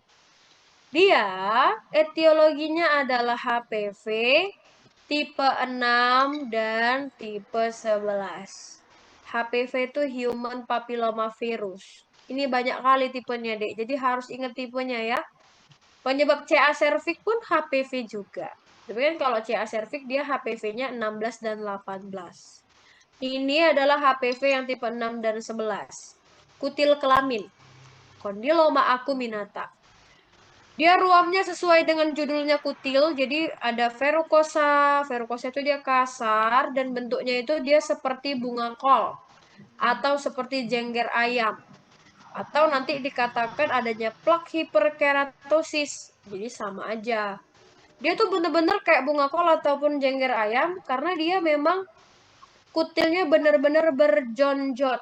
Berjonjot. Berjonjot itu dia kayak twing twing twing twing twing twing gitu loh, Dek. Bergerombol. Nah, berdungkul-dungkul. Nah, itulah berjonjot. Lihat ya, Dek. Ini contoh gambarnya. Jadi ini adalah contoh dari kondiloma acuminata. Dia memang mirip banget sama kayak kembang kol. Dia betul-betul kayak bergerindil menjadi satu, nempel dan berjonjot kayak gitu. Oke. Nah, untuk pemeriksaan penunjangnya, karena ini sama-sama HPV, jadi sama-sama kayak pemeriksaan CA cervix. Dia pakai pemeriksaan IVA.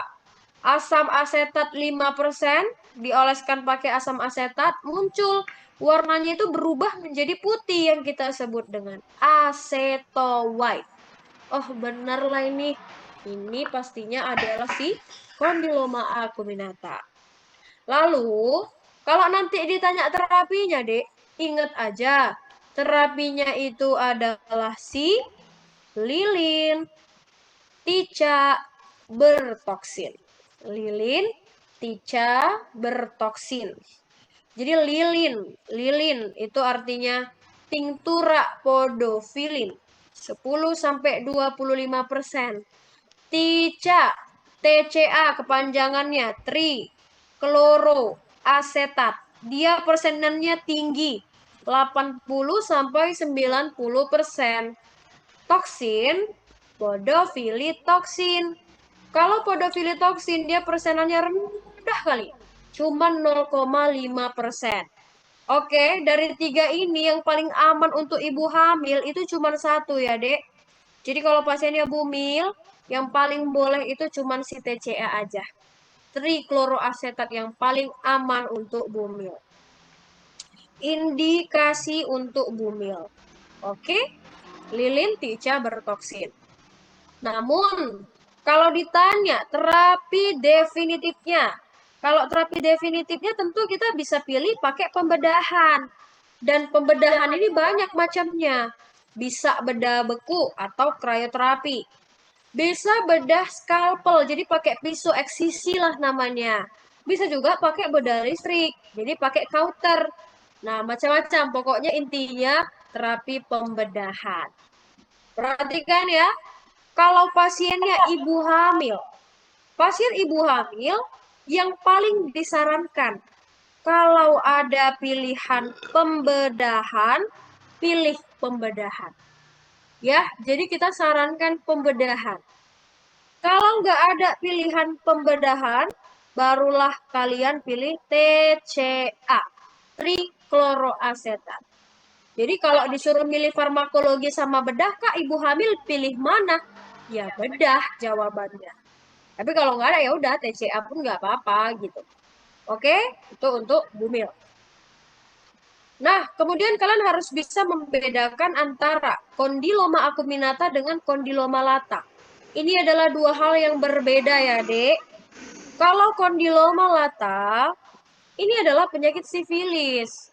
Jadi kondiloma lata itu adalah sifilis sekunder, sifilis stadium 2. Jadi kalau mau jawab kondiloma lata, harus ada cerita-cerita sebelumnya, yaitu riwayat ulkus durum. Dia harus ngasih tahu dong, sebelumnya ada luka dengan dasar bersih, dengan tepi rata, dan bla bla bla lainnya. Nah, kemudian saat ini muncullah yang namanya kutil di kelaminnya. Nah, jadi harus ada cerita riwayat ulkus durumnya. Oke, kalau kita bedakan nih, kutil dari si kondiloma lata dengan kondiloma acuminata beda. Untuk kondiloma lata, kutilnya itu dia lebih datar dan dia lebih jarang.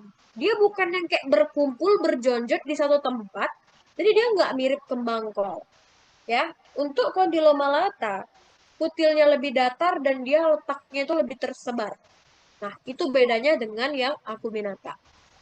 Oke, untuk pemeriksaan semuanya sama dengan sifilis, sama dengan ulkus durum. Etiologinya juga sama dan terapinya juga sama seperti ulkus durum. Jadi kalau terapi jawabannya tetap Bapak Doer. Bapak Doer.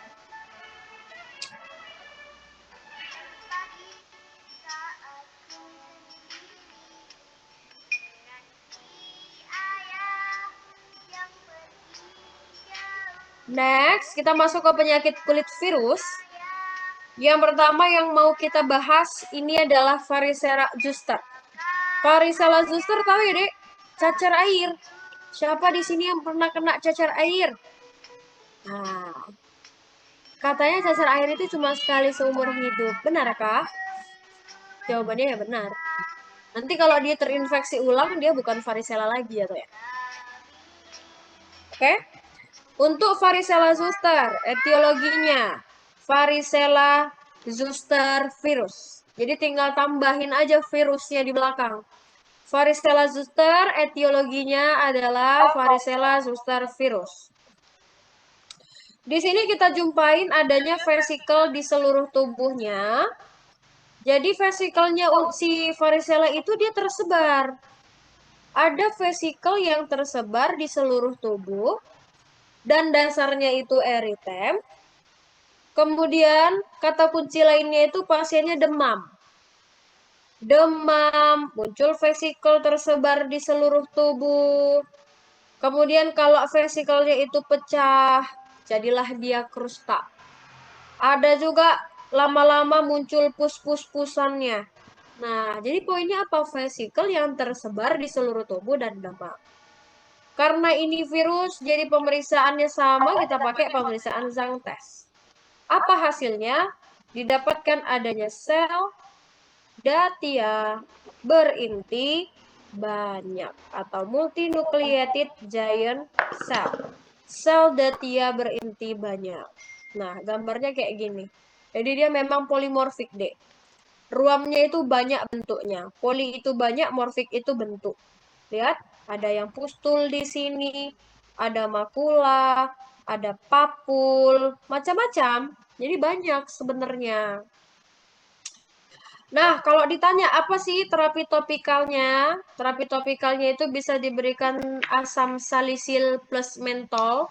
Jadi ini untuk terapi topikal supaya dia nggak digaruk-garuk. Sensasi dinginnya itu bisa mengurangi rasa gatal. Oke, jadi salisilnya itu 2%, mentolnya 0,5%. Dan kalau pertanyaannya adalah terapi sistemik.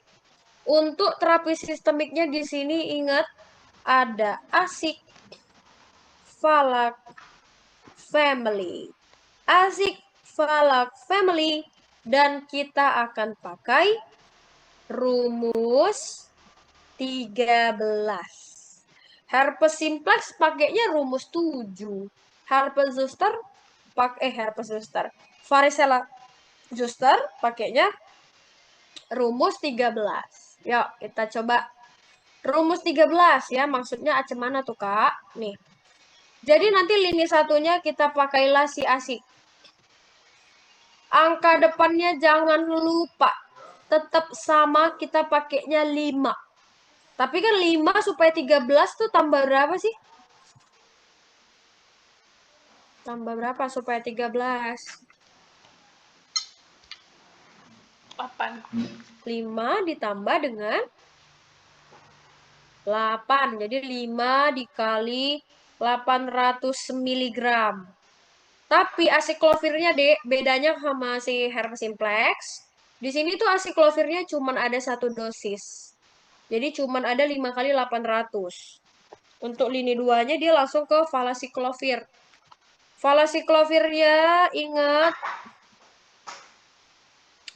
3. Sama-sama 53, 53, 53. 3 kali supaya 13 berarti harus 1000. Ya. Jadi 5 kali 800 mg, 3 kali 1000 mg. Nah, inilah yang namanya rumus 13. Nah, tapi sangat disayangkan ya, Dek. Untuk family itu adalah si famciclovir. Sangat disayangkan famciclovir ini dosisnya beda. Kalau famciclovir dosisnya itu 3 kali 250 mg. Jadi dia memang nggak termasuk ke dalam rumus 13 itu. Oke, lalu nanti kalau misalnya anak-anak itu dikasih apa, Kak? Anak-anak itu bisa diberikan asiklovir. Tapi karena dia anak, dia pakai KGBB. Dosisnya itu 20 mg dikali berat badan per kali beri. Dia dikasih 4 kali sehari. Dengan dosis per kali berinya itu maksimalnya adalah 800 mg. Oke lah, contoh berat badannya itu 20 kilo misalnya. Berarti kan 20 dikali berat badan 20. Berarti kan 400, ya kan, Dek? Ya 400 mg ini per kali beri. Berarti total hariannya berapa? 4 kali 400 mg. Ya, itu contoh kalau pasiennya tuh anak-anak. Berapa lama, Kak, dikasih? Untuk pemberian terapinya itu lamanya diberikan selama 7 hari. Ya, 7 hari. Oke? Nah, ini kalau pengobatannya nggak bagus, pengobatannya inadekuat, tidak adekuat, dia bisa muncul kembali menjadi herpes zoster. Memang benar, varicella itu dia nggak bisa berulang. Tapi dia bisa menjadi diagnosis yang baru. Nanti si virusnya itu kalau dia terapinya itu tidak adekuat, virusnya itu bisa tidur ataupun dorman. Dia tidur di saraf pula itu ya. Dormannya itu di ganglia dorsalis. Ya. Nah, jadi di bagian medula spinalis posterior. Nah, jadi ini kalau dibilang apakah ini infeksi sekunder? Ya jawabannya enggak. Infeksi sekunder itu kan infeksi dari etiologi yang berbeda. Ini kan etiologinya sama. Cuman dia tidur lalu dia aktif lagi. Makanya herpes zoster itu etiologinya sama, varicella zoster virus. Dia itu muncul karena reaktivasi dari yang tadinya dorman, kemudian dia aktif kembali menyebabkan herpes zoster. Kalau udah herpes, dia ruamnya mirip seperti herpes simplex. Jadi ada vesikel bergerombol, Kalau vesikelnya pecah, jadinya ulkus yang bergerombol. Bedanya, kalau herpes zoster, karena dia hidupnya di saraf, jadi vesikel bergerombolnya itu mengikuti arah dermatom. Dia mengikuti arah saraf. Unilateral, jadi dia cuma satu sisi sebelah aja, kalau kanan-kanan, kalau kiri-kiri, dan disertai dengan adanya nyeri. Kemudian untuk herpes zoster oticus itu kalau lokasinya di mata. Jadi vesikelnya itu ada di sekitaran telinga, maaf. Oticus itu di telinga ya. Jadi nanti kalau misalnya herpes zoster oticus berarti ya vesikelnya ada di sekitaran telinga. Ada lagi yang di telinga juga namanya Ramsay-Hunt syndrome. Kalau Ramsay-Hunt syndrome, selain ada ciri-ciri dari herpes zoster oticus, dia disertai dengan parese dari otot wajah atau nervus 7. Ini nanti kalau di materi THT itu akan dibahas lagi, Dek. Bedanya herpes zoster oticus dengan Ramsay-Hunt itu cuman di kelumpuhan nervus 7. Nah, kalau Ramsay-Hunt dia ada lumpuh nervus 7-nya. Kalau herpes zoster oticus tuh enggak, cuman ada vesikel di sekitar telinga aja. Nah, di mata pun ada juga. Kalau di mata tuh namanya herpes zoster ophthalmicus. Jadi vesikelnya itu ya kita jumpai di sekitar mata. Dari pemeriksaan slit lamp-nya kelihatan juga gambar khasnya, yaitu adanya lesi pseudodendritik. Ini nanti kalau belajar mata ketemu lagi. Lesi dendritik. Nah, itu di matanya. Oke? Nah, tergantung lokasi aja. Pemeriksaan penunjangnya sama-sama pakai Zhang test. Terapinya juga sama kayak varicella zoster, sama-sama kasih asik Valak family. Tapi kalau ternyata tetap terapinya itu inadequate, dia malah bisa ngamuk lagi tuh. Dia bisa menjadi postherpetic neuralgia. Postherpetic neuralgia udah hilang, ruamnya udah nggak ada lagi. Yang tersisa tuh apa? Tersisa nyerinya. Jadi dia ada keluhan nyeri lebay, rasanya kayak terbakar tuh, tersayat-sayat di bekas vesikelnya. Jadi vesikelnya tuh udah hilang, tapi nyerinya tuh masih ketinggalan. Ya, nyeri lebay yang kita sebut dengan allodynia. Ada nyeri lebay saat tersentuh rasanya seperti tersayat, ketiup angin rasanya seperti terbakar. Oke, untuk terapinya pun jatuhnya ke terapi-terapi saraf nih. Dia akan mendapatkan adjuvan analgetik, bisa diberikan gabapentin lini satunya, atau kalau nggak ada amitriptilin sebagai lini duanya. Ya, ini contoh vesikel bergerombolnya. Jadi dia memang banyak dan menjadi satu. Dia juga ada cantik gitu ya, bentuknya itu mengikuti dermatom. Jadi ada alur sarafnya dia. Oke. Oke, lanjut. Kita masuk ke infeksi kulit virus lainnya. Di sini tuh ada HMFD, Hand, Mouth, Foot Disease. Kalau HMFD sih gampil. Ini udah disepil dari diagnosisnya. Etiologinya adalah Coxsackie virus. Jadi penyebabnya adalah Coxsackie. Ruamnya macam-macam, bisa vesikel, tapi yang paling utama apa? Lokasinya. Dia di mulut, di tangan, dan di kaki. Pasiennya ada keluhan demam, paling sering itu pasiennya anak-anak. HMFD ya. HMFD ini orang sering bilangnya apa, Dek? Flu Singapura. Flu Singapura nih HMFD. Kalau untuk virus-virus Coxsackie doang tuh nggak perlu lah dikasih antivirus. Jadi nanti kalau terapinya tuh cukup simptomatik aja, hindari makanan-makanan yang asam. Bayangkan, anaknya tuh udah ada sariawan di situ kan. Terus mau dikasih pula lagi makanan asam. Ya Allah, penyiksaan ya Dek namanya. Jadi hindari makanan yang berbau asam, berhubungan dengan asam. Oke. Kemudian virus yang selanjutnya di sini ada Molluscum contagiosum. Kalau Molluscum itu dia penyebabnya adalah pox virus. Ya, jadi dia penyebabnya adalah pox virus. Ruamnya apa? Ruamnya itu adalah papul. Papulnya itu bentuknya seperti kubah yang disebut dome shape. Kenapa dibilang kubah? Karena dia di bagian tengahnya tuh kayak ada cekungan. Kalau kubah itu perhatiin deh, ujungnya tuh kan ada kayak lancip gitu kan. Ini pun kayak gitu. Ada papul, tapi di tengahnya itu ada cekungan seperti kubah. Nah, itu disebut juga namanya umbilikasi. Ya, umbilikasi. Kalau kita tekan ini, si papulnya ini kita pencet, nanti dia itu ada keluar massa putih gitu. Itu namanya delay. Kita sebutnya adalah delay.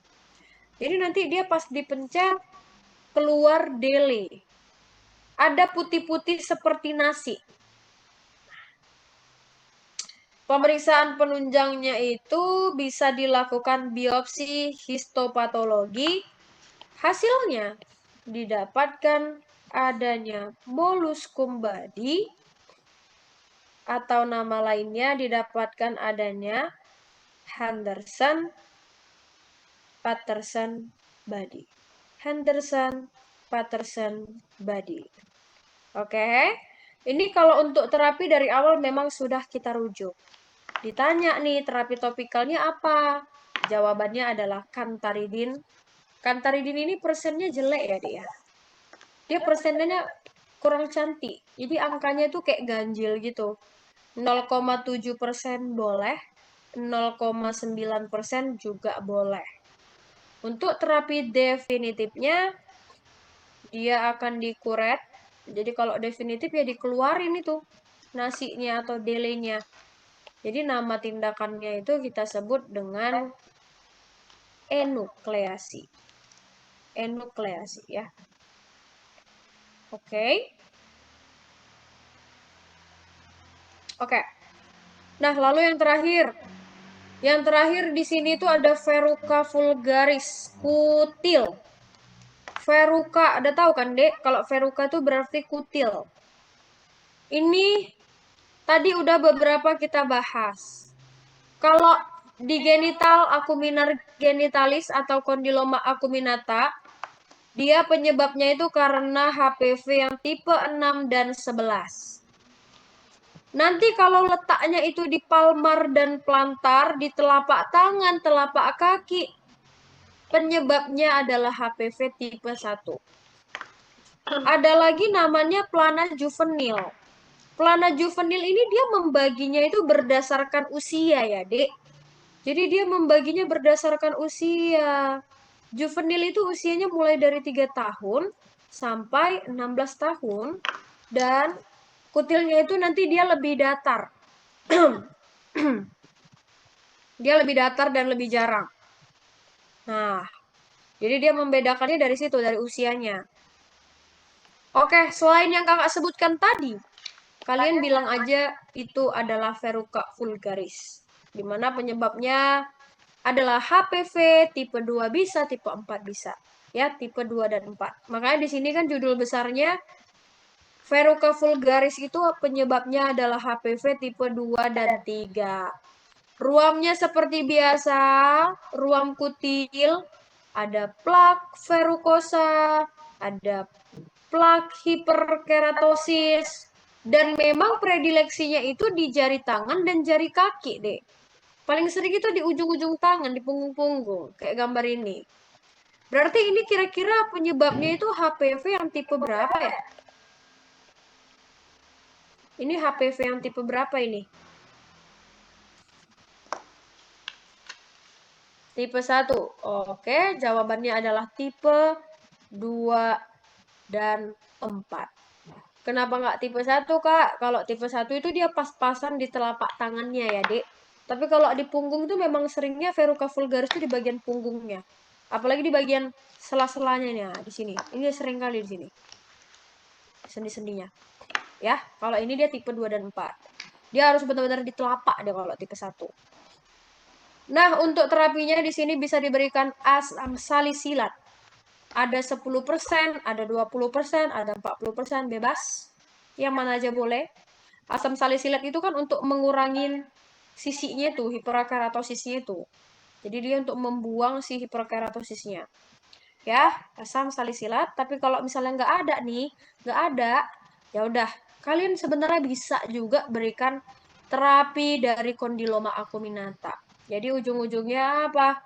Lilin, tica, bertoksin. Kalau nggak ada asam salisilat, lilin tica bertoksin pun jadi. Ya, dan pembedahan ini adalah terapi definitifnya. Oke. Ada yang mau ditanyakan? Ada nggak adik yang mau ditanya?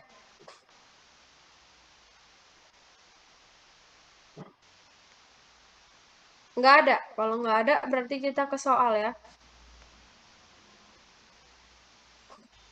Oke lah, kalau nggak ada, kita ke soal. Apa diagnosis yang tepatnya? Nyonya Daya, 35 tahun, ada benjolan di daerah kelamin sekitar 2 bulan. Benjolan dirasakan bertambah banyak, tidak mengeluhkan rasa gatal ataupun nyeri. Suami pasien, sopir antar kota, mengeluhkan keluhan yang sama. Dari vital sign-nya normal, ada benjolan multiple dengan verrucosa di regio vulva. Asam asetat 5% didapatkan ada acetoide.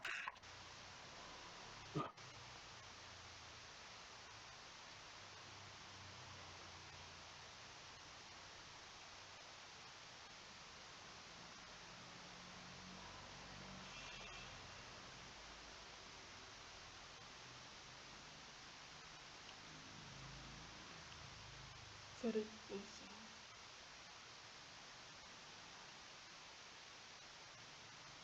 Ada acetoide sih.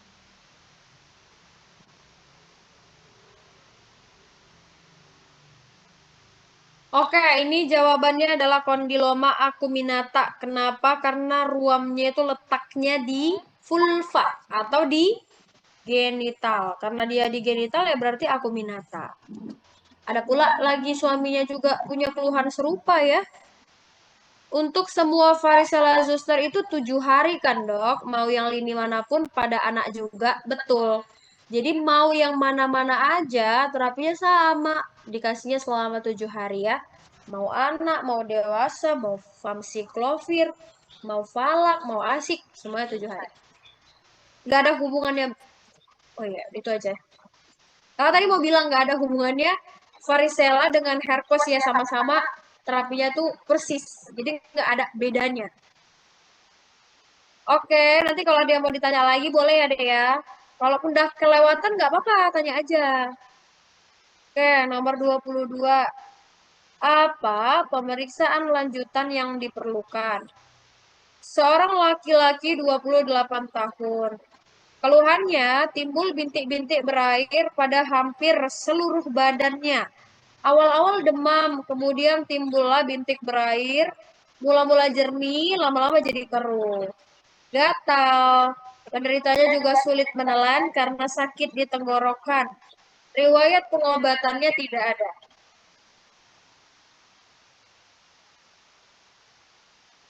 Oke, pasti jawabannya adalah tes. Apa diagnosisnya?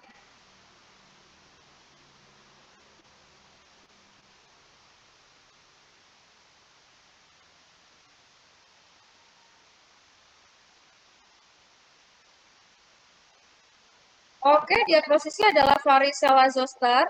Terus kalau etiologinya siapa?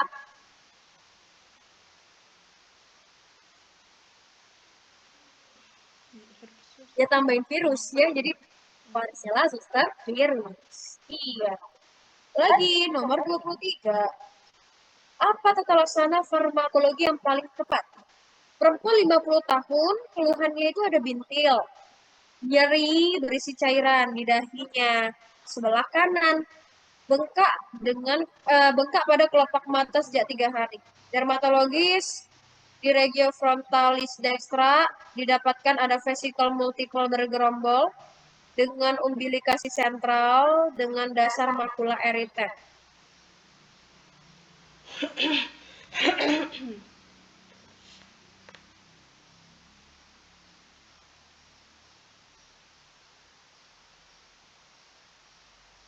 Hari ini 7.000. Besok Oke, 7.000. ini jawabannya yang E yang benar ya. Jadi valaciclovirnya 3 kali 1000 mg. Ini diagnosisnya apa ya?